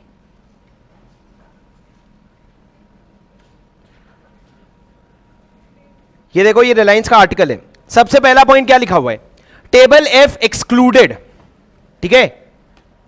the regulations contained in the table marked F in the schedule 1 to the Companies Act shall not apply to the company except in so far as the same are repeated, contained or expressly made applicable in this articles or by the said act। मतलब हमने अगर इस article में लिखा है कोई चीज और वो टेबल एफ के शेड्यूल से, टेबल एफ से मैच कर जाता है, अगर यहां पे हमने कुछ लिखा है और वो मैच कर जाता है तो ही अप्लाई होगा, वरना हमको उस टेबल एफ से कोई लेना देना ही नहीं है। मतलब सर इससे अंडरस्टैंडिंग सिर्फ ये है, टेबल एफ आपके रेफरेंस के लिए है। अगर आप ले लेते हो तो वेरी गुड, नहीं लेते हो तो you can write everything on your own, but most of the companies what they do is they just try to copy the format. तो अपने को चाहिए एक प्रॉपर सीक्वेंस में होना चाहिए, एक लॉजिकल सीक्वेंस में होना चाहिए, तो वो वैसे भी टेबल का फॉर्मेट कॉपी करते ही है, भले वो खुद का क्यों ना बना रहे हो, ठीक है। तो सर ये जो है टेबल्स को आप एज अ रेफरेंस यूज करते हो। अब सर एक बात बताओ मेरे को, टेबल एफ जो है, टेबल एफ है, उसमें 10 चीजें लिखी हुई है, 1 2 3 4 5 6 7 8 9 10, ठीक है, गिन लो तुम, 10 है, ठीक है। टेबल एफ में 10 चीजें लिखी हुई है। अब रिलायंस ने अपना खुद का आर्टिकल ऑफ एसोसिएशन बनाया, ठीक है। उसने इसके जगह अपना खुद का लिख लिया, इसके जगह अपना खुद का लिख लिया, इसके जगह अपना खुद का लिख लिया, ठीक है। भूल जाओगे रिलायंस ने अपने वो आर्टिकल में टेबल एफ का एक्सक्लूड करने वाला क्लॉज लिखा है, उसको भूल जाओ। नॉर्मल केस अज्यूम करो, रिलायंस छोड़ दे, कंपनी है ए लिमिटेड, उसने अपने आर्टिकल में इस पॉइंट का एक नया पॉइंट बना दिया, इस पॉइंट का एक नया पॉइंट बना दिया, इस पॉइंट का एक नया पॉइंट बना दिया। बाकी 7 पॉइंट के बारे में उसने कुछ भी नहीं लिखा अपने आर्टिकल में, कुछ भी नहीं लिखा अपने आर्टिकल में, साइलेंट है। तो क्या होगा सर? तो जो टेबल एफ के पॉइंट्स लिखे हुए हैं ना, वो ऑटोमेटिकली अप्लाई हो जाएंगे। सर क्या लिखा होता है आर्टिकल ऑफ एसोसिएशन में? ऐसी क्या चीज लिखी होती है आर्टिकल ऑफ एसोसिएशन में, आप बोल रहे हो अप्लाई हो जाएगा? मैं आपको एक एग्जांपल देता हूं। आपको पता है शेयर सर्टिफिकेट्स क्या होते हैं? आजकल तुम अगर मार्केट में रिलायंस का शेयर खरीदोगे ना, अभी मैं तुमको 7 करोड़ शेयर्स खरीद के नहीं दिखा सकता, लेकिन अगर तुम रिलायंस के शेयर्स देखोगे, देखो रेफरेंस समझा, ठीक है। अगर तुम रिलायंस के, मैं तुमको अगर एक शेयर खरीद के दिखाऊं, ठीक है, तो मैं आज शेयर खरीदूंगा, परसों तक मेरे पास शेयर्स आ जाएंगे। कैसे सर? ऑनलाइन आ जाएंगे, ठीक है। आजकल इमीडिएटली आ जाता है, पर पहले के जमाने में क्या होता था, आप अगर शेयर्स खरीद रहे हो, अगर आपके पापा को पूछना, अगर उनके पास कोई शेयर्स होंगे तो उनके पास होता है एक शेयर सर्टिफिकेट। शेयर सर्टिफिकेट मतलब क्या? एक सर्टिफिकेट होता था जिसमें लिखा होता था पापा का नाम is a holder of 1 share, 10 share, 20 share. मतलब ये पहले फिजिकल फॉर्मेट में एक सर्टिफिकेट आता था, आज डीमैट फॉर्म में आ गया। क्या बोला सर मैंने? एक बार बोलो, डीमैट फॉर्म। डीमैट फॉर्म मतलब सर डीमटेरियलाइज्ड फॉर्म। डीमटेरियलाइज्ड मतलब क्या? फिजिकली नहीं होगा, सब कुछ वर्चुअल वर्ल्ड में है, पर पहले फिजिकल शेयर्स हुआ करते थे। तो आर्टिकल में एक प्रोविजन लिखा होता है कि जब भी कोई कंपनी, जब भी कोई इंसान कंपनी का शेयर खरीदे, मान लो मैं ए लिमिटेड हूं, नंदन ने मेरे कंपनी का शेयर्स खरीदा, तो मेरे को नंदन को शेयर सर्टिफिकेट्स देना होगा। तो लॉ में लिखा है जैसे ही वो खरीदेगा ना, उसके 60 दिन के अंदर उनको शेयर सर्टिफिकेट मिल जाना चाहिए। कितने दिन के अंदर? 60 डेज के अंदर। मतलब आज उसने खरीदा तो मेरे आर्टिकल्स में लिखा है कि when a person purchases your shares you will have to give the certificate within 60 days. ये कहां पे लिखा हुआ है सर? ये मान लो टेबल एफ में लिखा हुआ है। कहां लिखा हुआ है? टेबल एफ में लिखा हुआ है। पर क्या मैंने ये प्रोविजन अपने कंपनी के एओए में लिखा? क्या मैंने अपने शेयर सर्टिफिकेट के बारे में लिखा? अगर मैंने नहीं लिखा ना, तो जो एओए में लिखा है वो बाय डिफॉल्ट एप्लीकेबल हो जाएगा। पर सर अगर मैंने मेरे कंपनी के एओए में लिख दिया कि शेयर सर्टिफिकेट 60 डेज में नहीं 30 डेज में जाएगा, तो कितने दिन में जाएगा सर फिर? 30 की 60। पर सर अगर मैंने अपने कंपनी के एओए में लिख दिया कि 90 डेज में जाएगा, क्या मैं लिख सकता हूं 90 डेज में जाएगा? क्या मैं लिख सकता हूं कि 90 डेज में जाएगा? सर सुन लो, जो लोग अभी तक नहीं सुने, बहुत इंपॉर्टेंट बात बता रहा हूं। टेबल एफ में एक प्रोविजन है, क्या लिखा हुआ है? कोई भी एफसी नहीं भाई, टेबल एफ, कोई भी कंपनी में शेयर होल्डर बनता है ना, उसको 60 डेज के अंदर शेयर सर्टिफिकेट जाना चाहिए। एससी मतलब शेयर सर्टिफिकेट जाना चाहिए। अब मैं आपको ऑप्शंस दे रहा हूं, ठीक है? ऑप्शन 1, ए लिमिटेड कंपनी की बात कर रहा हूं। ए लिमिटेड ने अपने आर्टिकल ऑफ एसोसिएशन में कुछ भी नहीं लिखा, साइलेंट है। अगर साइलेंट है तो क्या वो 60 डेज वाला प्रोविजन ऑटोमेटिकली अप्लाई हो जाएगा? हां सर, अगर तुमने कुछ नहीं लिखा तो आइडली अप्लाई हो जाएगा। दूसरा, अगर आप साइलेंट नहीं हो, आपने लिखा 30 डेज में देंगे, हम 30 डेज में देंगे, ये जो शेयर सर्टिफिकेट है ये हम 60 डेज में नहीं 30 डेज में देके दिखाएंगे, तो आपको कितने दिन में देना होगा फिर? 30 की 60? 30 डेज में देना होगा। पर सर अगर आपने एओए में लिखा कि 90 डेज में देंगे, तो फिर कितने दिन में होगा? 60 की 90? अरे जोर से बोलो। 90 ना, अभी हो गया, अभी और 90। सर ये लॉ नहीं है, इट इज नॉट लॉ।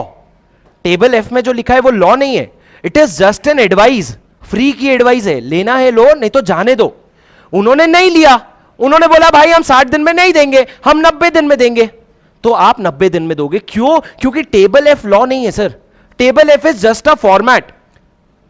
पर अगर लॉ जो हमारा कंपनीज एक्ट है वहां पे अगर कहीं लिखा हुआ है कि शेयर सर्टिफिकेट 60 दिन में जाएगा, तो फिर 60 दिन में जाएगा। पर आप ये मत बोलना क्योंकि टेबल एफ में लिखा है तो हम 90 नहीं लिख सकते। टेबल एफ में कुछ भी लिखा हो ऐसी तैसी, हमको फर्क नहीं पड़ता। Table F is just a format, वो बस आपको बता रहे भाई इस तरीके से प्रोविजन बना ले।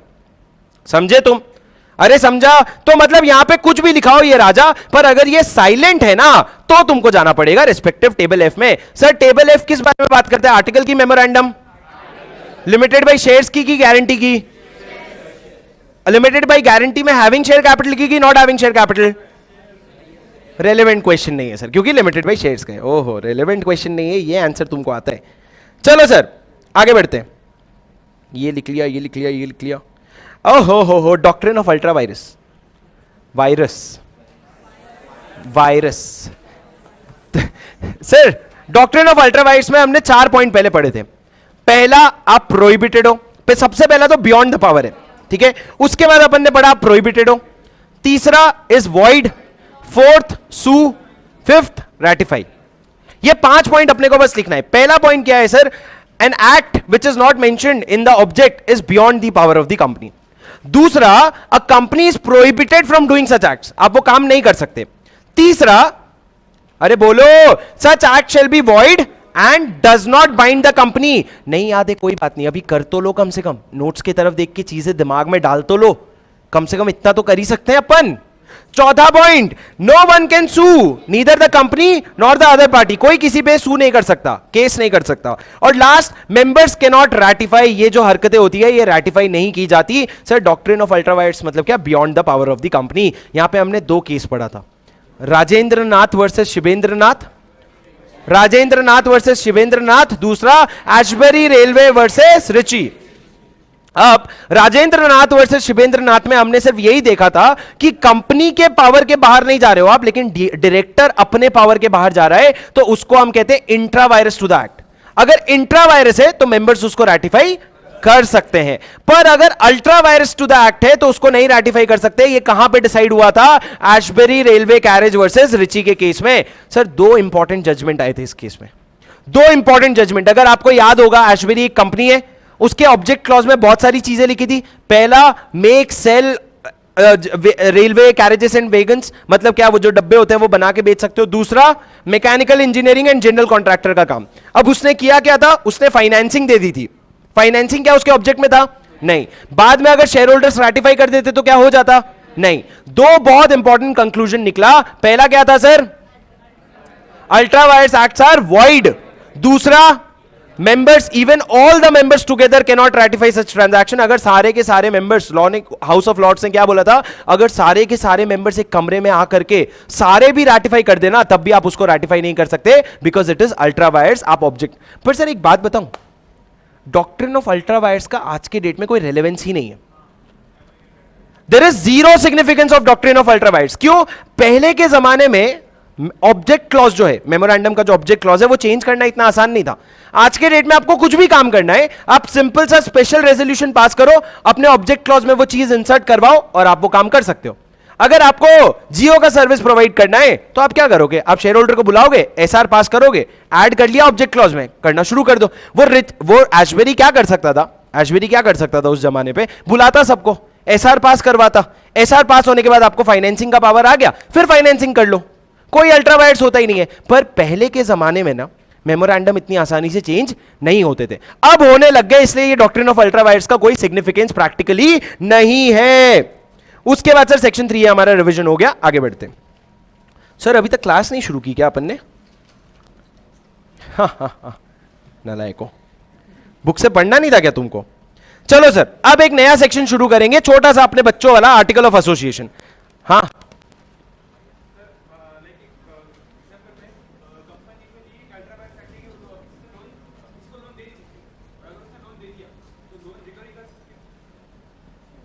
कंपनी ने अगर लोन दे दिया, जो डायरेक्टर दे देगा ना, मतलब मान लो कंपनी ने दिया, मतलब क्या, उसके बिहाफ में किसी डायरेक्टर ने काम किया होगा, वो डायरेक्टर लायबल हो जाएगा। अगर तुम डायरेक्टर पे सूट फाइल कर सकते हो, डायरेक्टर सामने रिकवर करके देगा तुमको। नहीं सर, डाउट ये था कि अल्ट्रा वायर्स में अगर कंपनी ने फाइनेंसिंग करी, क्या कंपनी का पावर था फाइनेंस करना? नहीं। अभी उसने किसी को पैसा दे दिया, तो सामने वाले से पैसा जबरदस्ती आप रिकवर कर सकते हो क्या, सू कर सकते हो क्या सामने वाले को कि भाई मैंने तेरे को पैसा दिया, मेरे को वापस कर? नहीं कर सकते। क्यों? क्योंकि neither of the parties can sue. तो अब क्या करेगी कंपनी पकड़ेगी उस डायरेक्टर को जिसने लोन अप्रूव किया था, वो डायरेक्टर पे केस फाइल कर सकती है, because the director is answerable to the company, और वो डायरेक्टर जाएगा उसके पास, रिची के पास, और वो पैसे लेकर के आएगा। लीगली इस तरीके से चलते हैं। बट अभी प्रैक्टिकली तुम सोचो, किसी को तुमने पैसा दिया, वापस मांगोगे तो देगा ही ना, वो ये थोड़ी बोलेगा अरे रे अल्ट्रा वायर्स से तो मैं तेरे 1 करोड़ रुपए खा लूंगा, ऐसा थोड़ी होता है, वो पैसे तो वापस जाने ही हैं। अब सर चलो आगे बढ़ते हैं। वीर तुम बढ़े चलो, वीर तुम बढ़े चलो, मेरी बात सुनो दोस्तों, सुन लो, सुबह हो गई, सुनो सर, एक छोटा सा प्रोविजन आपको अच्छे से आता है, आर्टिकल ऑफ एसोसिएशन। क्या होता है आर्टिकल ऑफ एसोसिएशन? बड़ा प्यारा है, बड़ा इंटरेस्टिंग है। हाँ कर ले, सुनो, आर्टिकल ऑफ एसोसिएशन क्या होता है? What is an article of association? Is the second charter document, constitutional document या इनकॉर्पोरेशन डॉक्यूमेंट। रिलैक्स, पैर दुख रहा है? पक्का पैर दुख रहा है क्या? पैर दुख रहा है क्या? हाँ कि नहीं? हाँ कि नहीं? तो खड़े रहे। सुनो, नहीं होता तो मैं बैठा देता। पैर दुख रहा है क्या? नहीं दुख रहा है तो खड़े रहे, फिर क्या बैठना? पैर दुख रहे? हाँ नहीं, बस चिल है फिर। सुनो, हाँ एक दुख रहा है, एक नहीं दुख रहा है, खड़े रहे, जब दोनों दुखेगा बताना, ठीक है? सुनो सुनो सुनो सुनो सुनो सर, अगर बैठना है तो क्यों नहीं पढ़ के आते हो? क्यों नहीं ध्यान देते हो क्लास में? अगर बैठना है, मेरे को मजा आ रहा है तुम लोग को खड़ा करके, पढ़ के आओ। घर पे भी बैठ के पढ़ो, क्लास में भी बैठ के पढ़ो। तुम लोगों को मैंने बैठा दिया जिन्होंने रन का फुल फॉर्म नहीं बोला, क्योंकि भीड़ हो रही थी क्लास में खड़ी हुई। अगली बार नहीं बैठाऊंगा, साइड में एक तरफ खड़ा कर दूंगा, जैसा तुमको ठीक लगे फिर। अरे बच्चों वाले प्रोविजन पढ़ रहे हो भाई मेरे, तुम लोग समझ क्यों नहीं रहे हो? तुम लोगों को सिलेबस का अंदाजा भी नहीं पड़ रहा है। और तुम ये सोचो इंस्टीट्यूट क्या बोल रही है, सीए फाइनल का सिलेबस लाके इंटर के बच्चों को पढ़ाएंगे। सीए फाइनल जो आज से 10 साल तक सीए फाइनल के बच्चे पढ़ते थे, उनकी फटती थी वो सिलेबस में, वो लाकर के तुमको पढ़ाने वाले हैं। मतलब वो तुम लोगों को किस लेवल पे मान रहे हैं। और तुम शुरू के 4-5 पेज 10 पेज में तुमको ओ हो पूरी आत्मा कांप उठ जा रही है।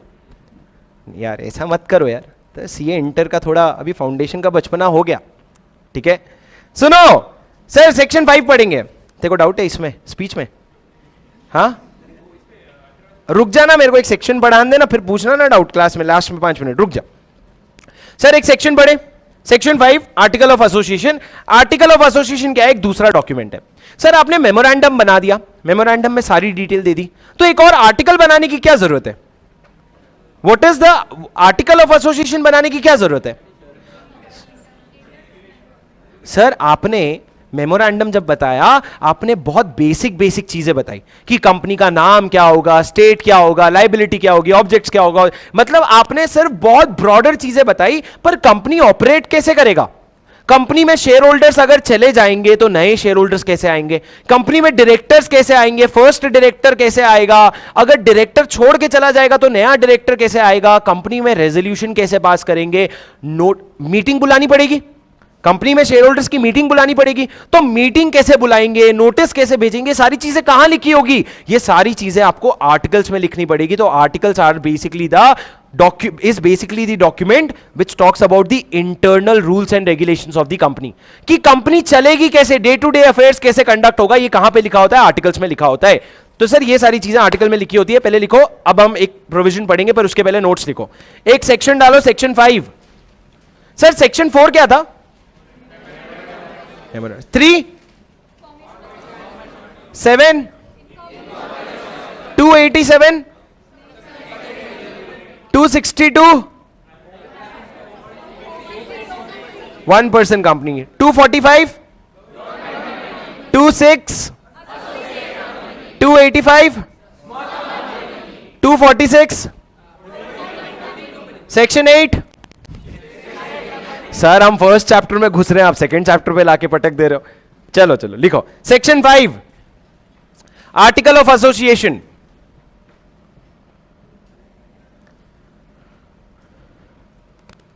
पहला पॉइंट लिखो सर, एक हेडर, पॉइंट नंबर मत डालो, बस ऐसे ही हेडर लिखो। Articles is defined in section articles is defined in section 2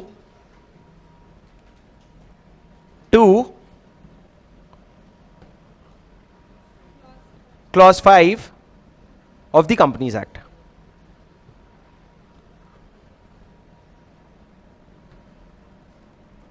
to clause 5 of the Companies Act। पहला पॉइंट डालो sir, AOA shall provide for regulation of management of a company। AOA shall provide for regulation of management of company। Point number 2, उसी point में next line लिखो, these are internal rules and regulations, these are internal rules and regulations of the company। These are internal rules and regulations of the company। Second point लिखो sir, AOA में provide for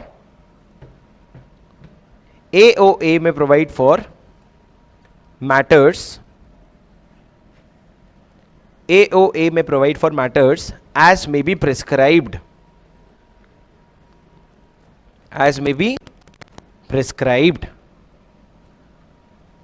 ठीक है sir. ये prescribe कौन करेगा?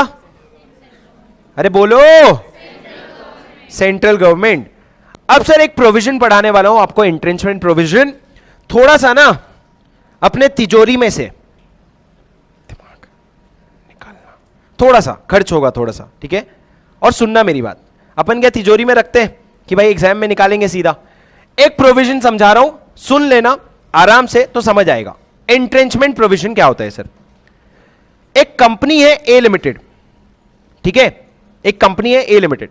पहले logically problem समझना क्या है।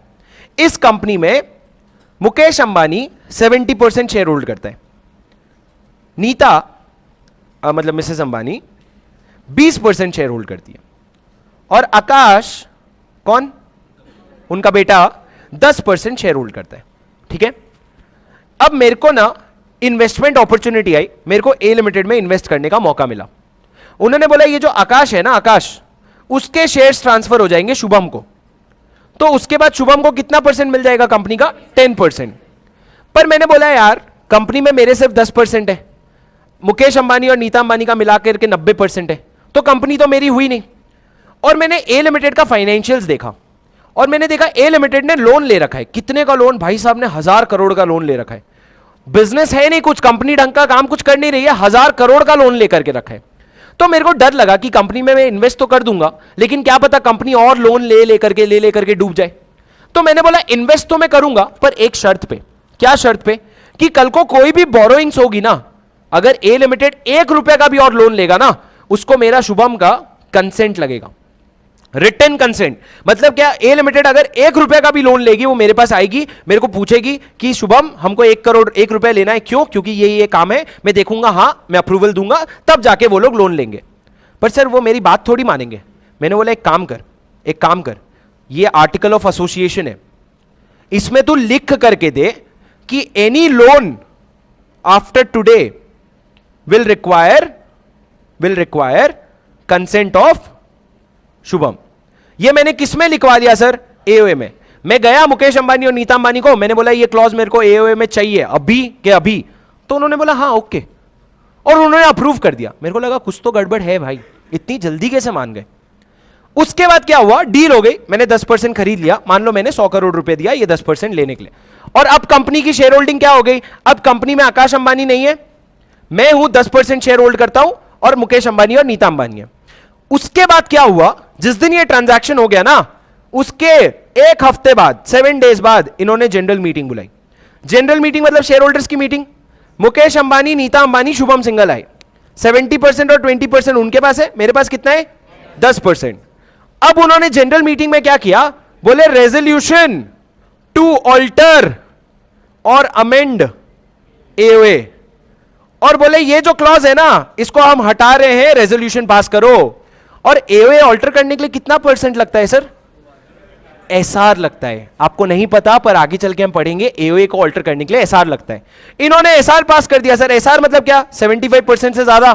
तो ये दोनों मिल करके इन्होंने एसआर पास कर दिया, और ये प्रोविजन हट गया और मेरा कट गया। प्रोविजन हट गया, ये प्रोविजन इन्होंने डाला था। वही मैं सोचूं इतनी आसानी से क्यों डाल दिया था इन्होंने, क्योंकि इनको पता है एसआर से अमेंड हो जाता है। पर मैंने बोला मैं लॉ का टीचर हूं, ठीक है, इतनी आसानी से नहीं होएगा। ये जो तुमने प्रोविजन को हटाया है ना, इसको तुम इतनी आसानी से नहीं हटा सकते। क्यों? क्योंकि जब मैंने प्रोविजन डलवाया था ना, मैंने एक और चीज बोली थी, मैंने इस प्रोविजन पे ना ताला लगा दिया था। ताला लगाना मतलब क्या सर? मैंने इस प्रोविजन के नीचे एक और प्रोविजन लिखा था, जिसको हम कहते हैं एंट्रेंचमेंट प्रोविजन। क्या है sir entrenchment provision? Entrenchment provision मतलब क्या, मैंने लिखा कि भाई यूं तो अगर तुम इस प्रोविजन को चेंज करना चाहोगे तो तुम एसआर पास करके चेंज कर सकते हो, पर हम एक और प्रोविजन ऐड कर रहे हैं कि अगर ये प्रोविजन तुम कभी चेंज करना चाहो ना, एसआर से नहीं होगा, आपको कम से कम 95% वोट लगेंगे।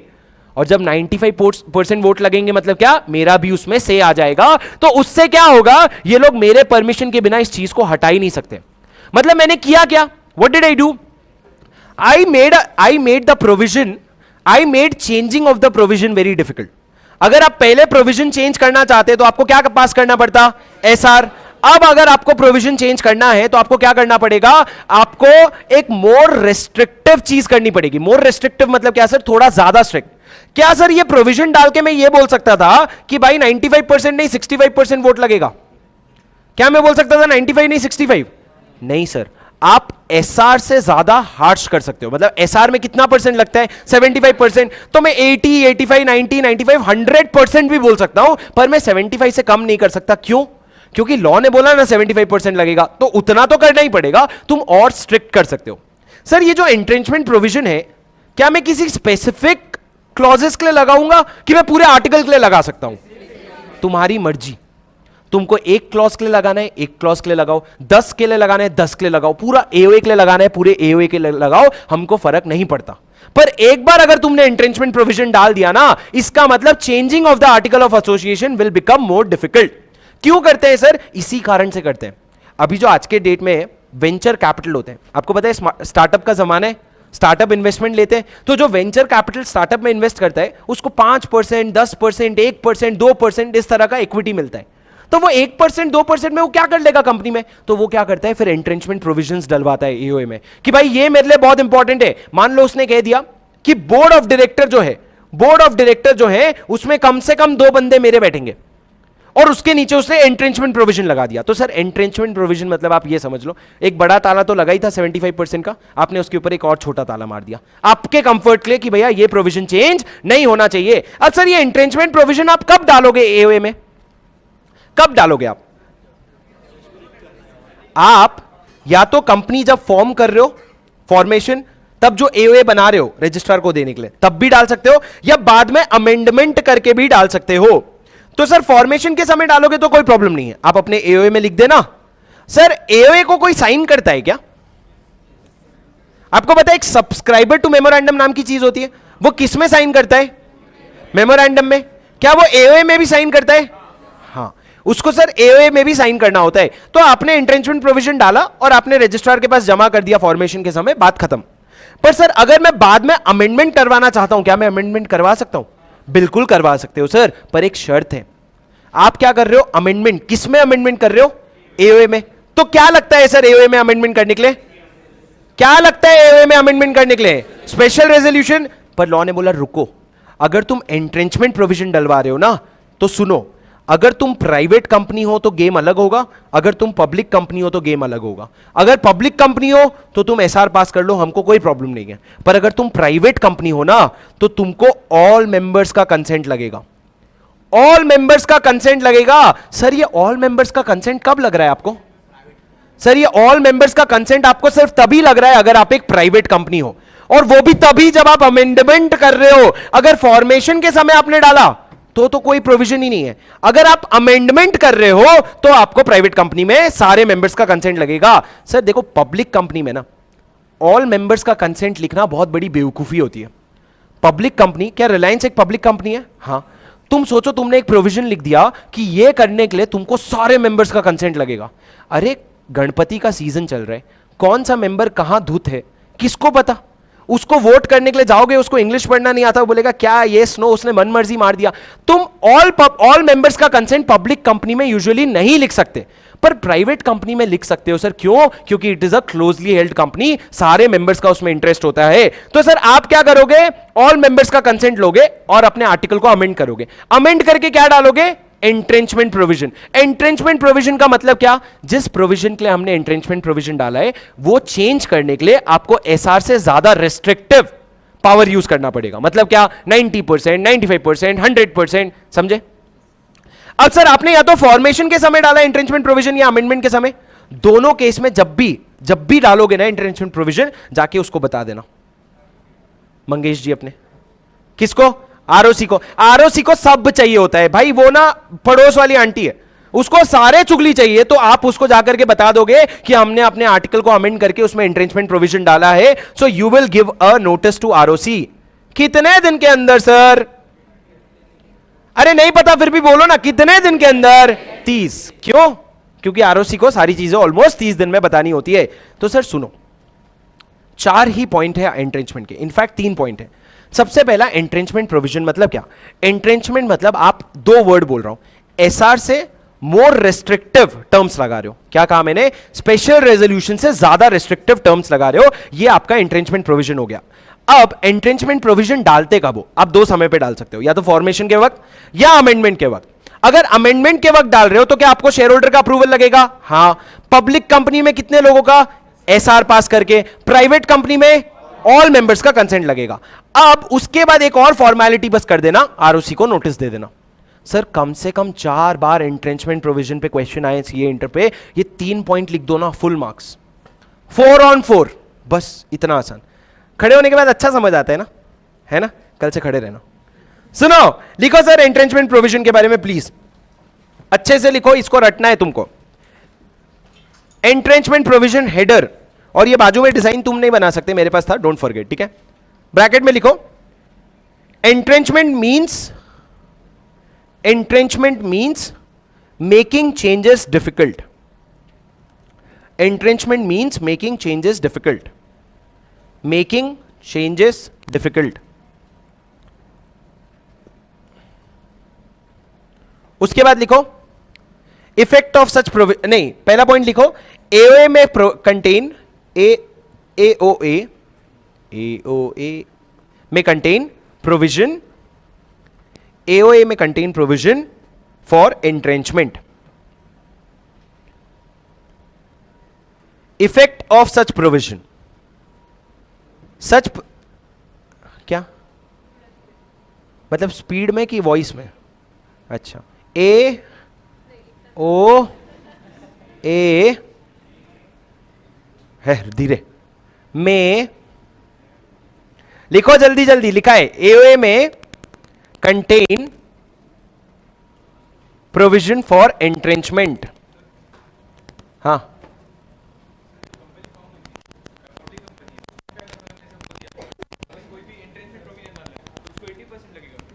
नहीं, हाँ करते हैं discuss, good question. Second, effect of such provision, AOA में बी ऑल्टर्ड। अच्छा, जो लोगों की राइटिंग स्पीड जल्दी है ना, तुम फटाफट लिख के उसको याद करने में लग जाओ, अपने को पूरा वो नहीं करना, अपने को आगे बढ़ना है।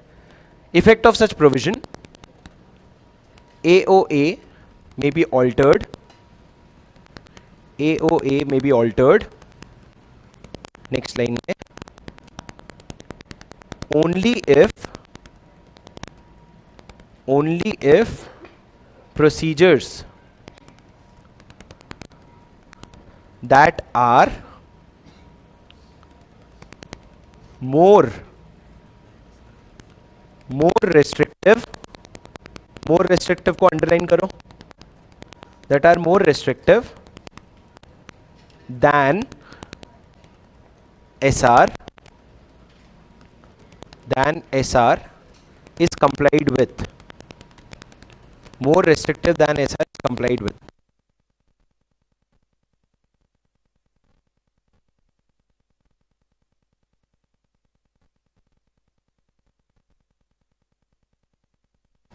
Next point, when is such provision made? When is such provision made? When is such provision made? उसको दो पार्ट में स्प्लिट करो। पहला क्या हो जाएगा सर? पहला हो जाएगा either on formation of the company, पहला part either on formation of the company,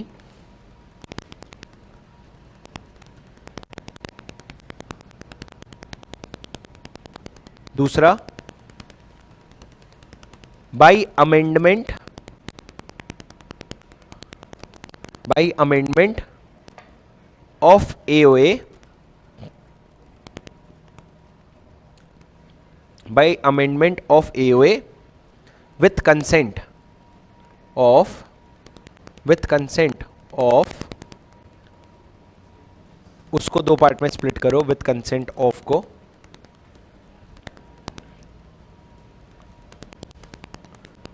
पहला all members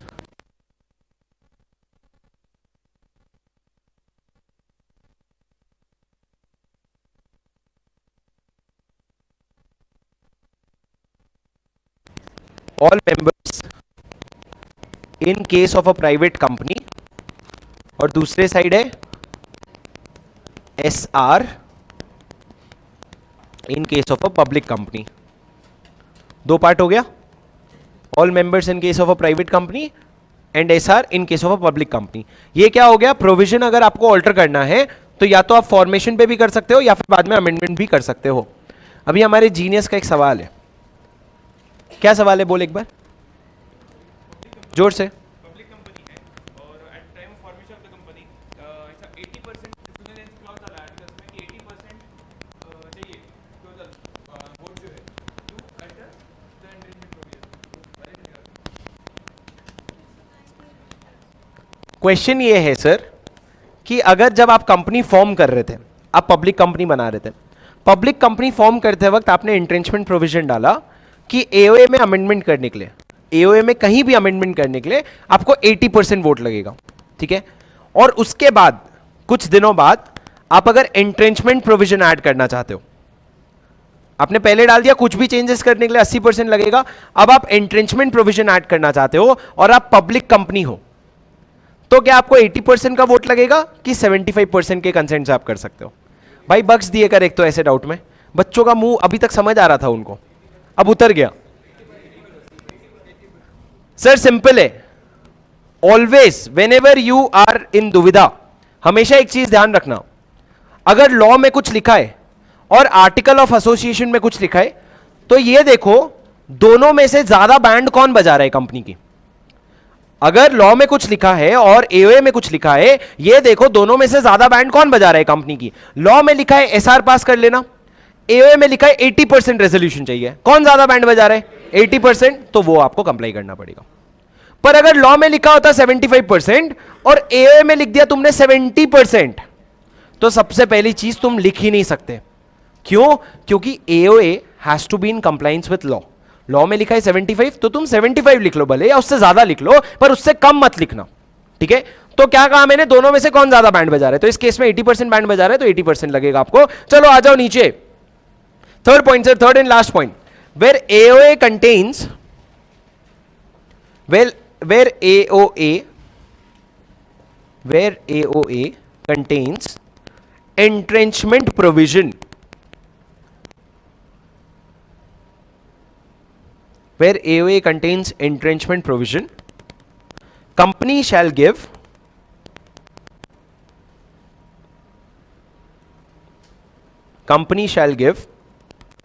notice to ROC, company shall give notice to ROC in prescribed form.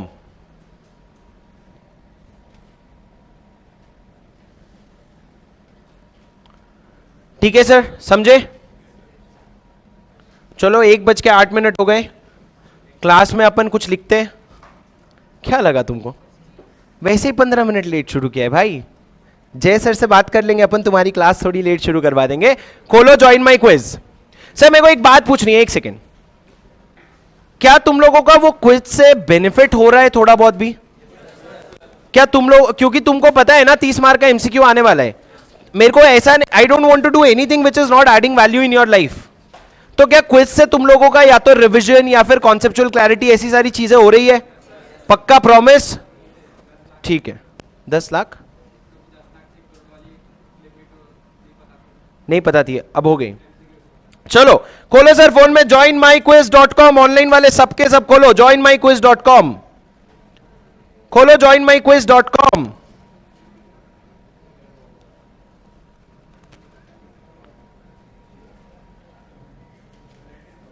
खेलेंगे हम FFF, गाली नहीं दे रहा, फास्टेस्ट फिंगर फर्स्ट है।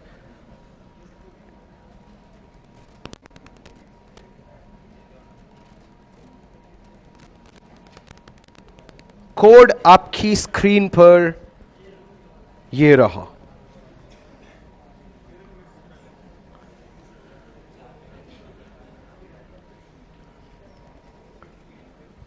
मेरे को भी बताओ जो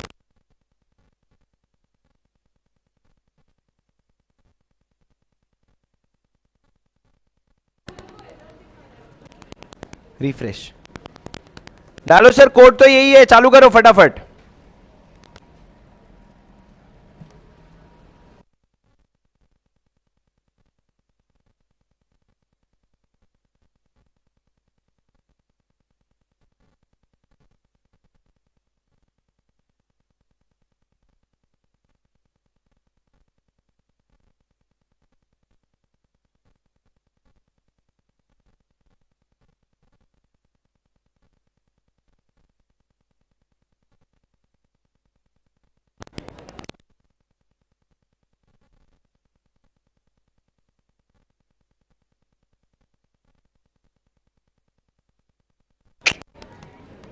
गाइस खुला? हाँ अरे खुला क्या? चलो कोड आपके स्क्रीन पे ऊपर भी आ जाएगा।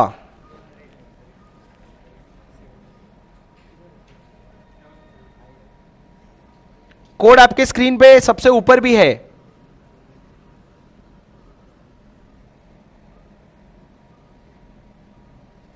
गाइज मेरे को 4 जवाब कम से कम सही चाहिए।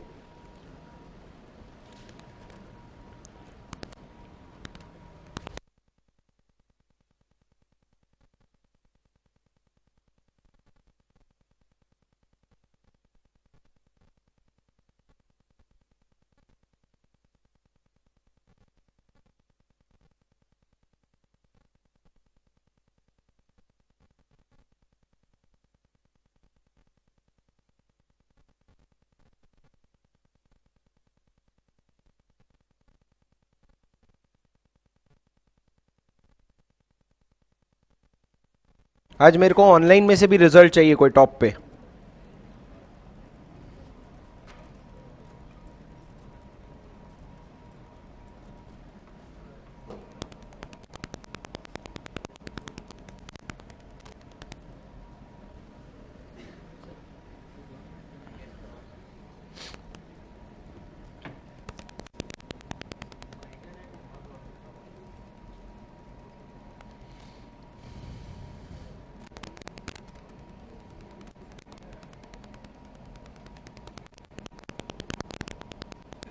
One plus 8।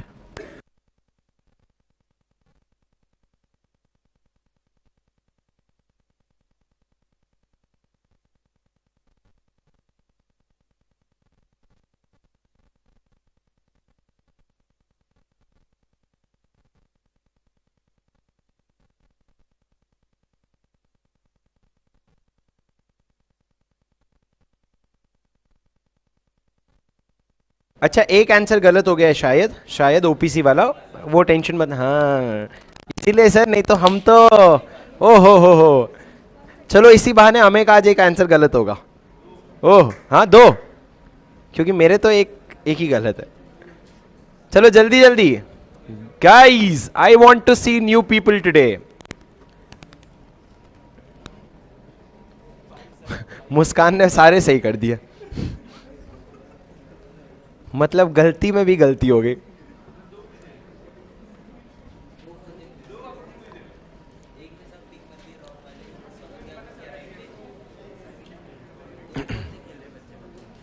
बच्चे 2 को फोन से खेल रहे हैं।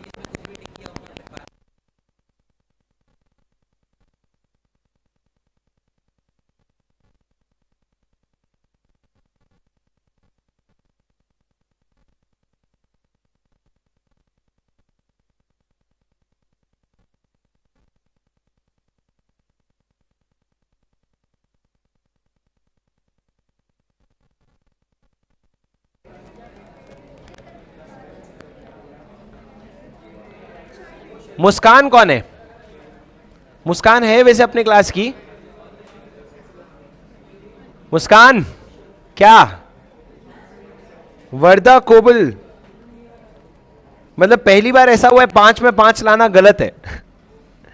अच्छा वो ओपीसी वाला क्वेश्चन का आंसर रॉन्ग हो गया। ओपीसी का नाम क्या आता है? ब्रैकेट में ओपीसी प्राइवेट लिमिटेड। उसमें सही आंसर क्या टिक हो गया? ओपीसी बिना ब्रैकेट वाला, ठीक है।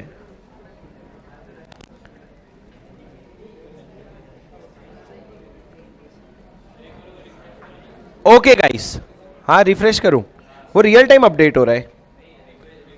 तुमने नया फोन से किया ना?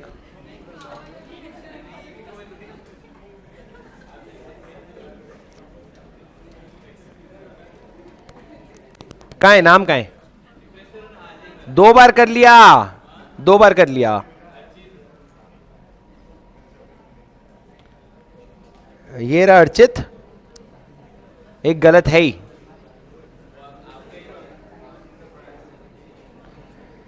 ओके गाइस चलो, I think we have our winners for today.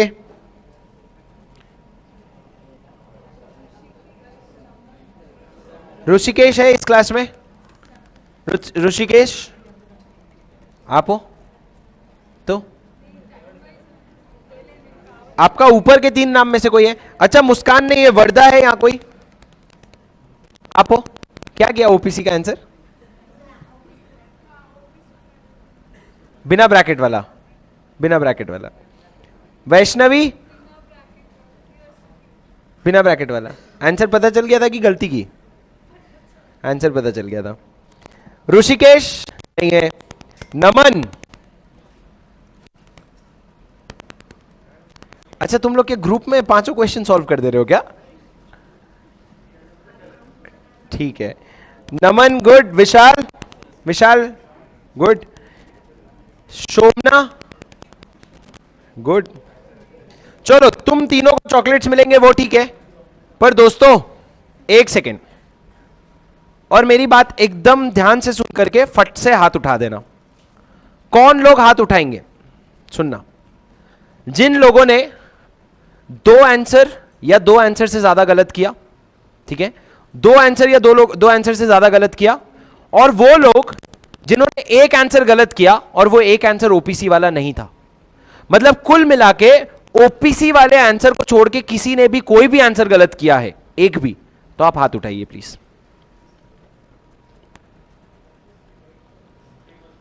ठीक है, रुक जाओ, रुक जाओ, नहीं हाथ उठाओ, हाथ उठाओ। अब अगर वो जो गलती है, क्या वो गलती आपको अगर समझ आ गई और वो लेजिट एक मिस्टेक है जो बाद में नहीं होगी, तो हाथ नीचे कर दो। वाह, ओ हो, मतलब ये हमारे एमसीक्यू का लर्निंग कर्व है क्या? 100% लोग सीख रहे हैं क्या? क्या गलती की? वैसे कहां गलतियां की, कौन बताना चाहेगा?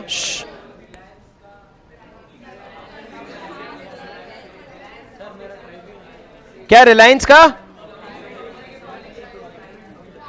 हाँ, रिलायंस को पब्लिक समझ लिया, वो प्राइवेट निकला, तो उसका आंसर ऑल मेंबर्स का कंसेंट था, पर तुमने वो नहीं किया। ये वही है जो कल तुमने गलत किया था पिछले वाले एमसीक्यू में। अरे वो सेम क्वेश्चन है, तब तुमने पढ़ा नहीं, बोले आउट ऑफ सिलेबस आ गया, तुमको समझ आ गया, वो सेम क्वेश्चन डाला मैंने आज। उसके अलावा कहां गलती हुई? टेबल में। क्यों गलती हुई?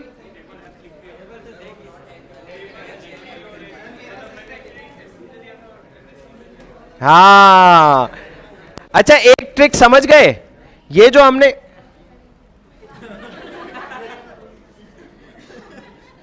ये सब चीजें ना उस क्लास में किया जाता है जहां पे तुम पकड़े ना जाओ, याद रखना। सर एक चीज समझे आप, कि अपना जो टेबल हमने बनाया ना, ये वाला, जब आप एग्जाम में भी बनाओ कभी, जब आप एग्जाम में भी बनाओ कभी, तो नॉट हैविंग शेयर कैपिटल पहले लिखना, बाद में हैविंग शेयर कैपिटल लिखना। अगर तुम्हारा ये दोनों का सीक्वेंस अगर चेंज होगा ना, तो तुम्हारा नीचे का पूरा सीक्वेंस खराब हो जाएगा। तो सबसे पहले नॉट हैविंग शेयर कैपिटल, फिर हैविंग शेयर कैपिटल, फिर नॉट हैविंग शेयर कैपिटल, फिर हैविंग शेयर कैपिटल, तब आपको सीक्वेंस आएगा। उसके अलावा भी कोई और आंसर में गलती की? 2 आंसर तो हो गया, रिलायंस प्राइवेट लिमिटेड और दूसरा टेबल एफ वाला, और तो कब कब इरादा है कि अपन 5 में से 5 लाएंगे? सर जिस दिन आप गलती करना बंद कर दो, बस 5 में से 5 आ जाएंगे, बाकी हम तैयार ही है। चलो अगली बार 5 के 5 सवाल सही, जवाब सही होंगे। कौन कौन 5 में से 5 लाने वाले? पूरा भरोसा है क्या खुद पे? बोले सर 4 से ज्यादा आना ही नहीं है। चलो सर ठीक है, बी दैट अपन नेक्स्ट क्लास में सर आज आप लोगों को क्वेश्चन बैंक का घर पे जाकर के, अब हो गया गणपति चलता रहेगा, अपनी पढ़ाई शुरू कर दो। आज घर पे जाकर के आप लोगों को 2 क्वेश्चन का आंसर नोट्स पे लिखना है। कल क्लास में आने के बाद आप लोगों का सबका आंसर चेक होगा और वो क्वेश्चन क्लास में डिस्कस होगा, ठीक है? क्वेश्चन नंबर, खोलो अपना question bank. Sir bag pack करके हम समेट करके निकल ही रहे थे, खोलो अपना क्वेश्चन बैंक। दे क्वेश्चन बैंक दे एक मिनट। चैप्टर 2 पे आ जाओ।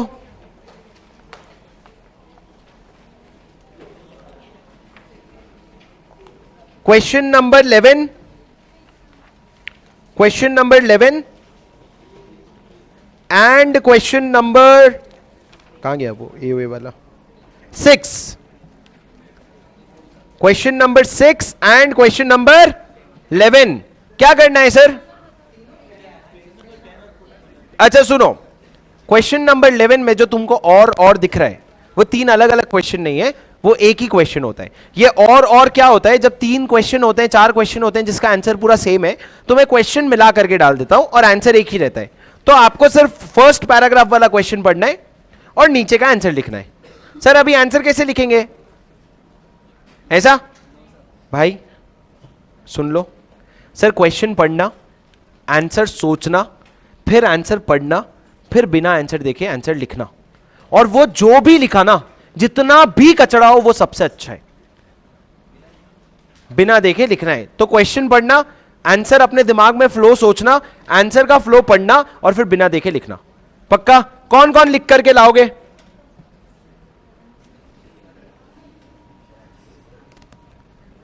ये क्या होता है? गणपति बाप्पा बन रखे हो। चलो गाइस, ओके, एक बार जोर से गणपति बाप्पा, मंगल मूर्ति, गणपति बाप्पा। ओके गाइस, चलो, thank you, have a good day, take care and I will see you tomorrow morning 11:15। Bye bye.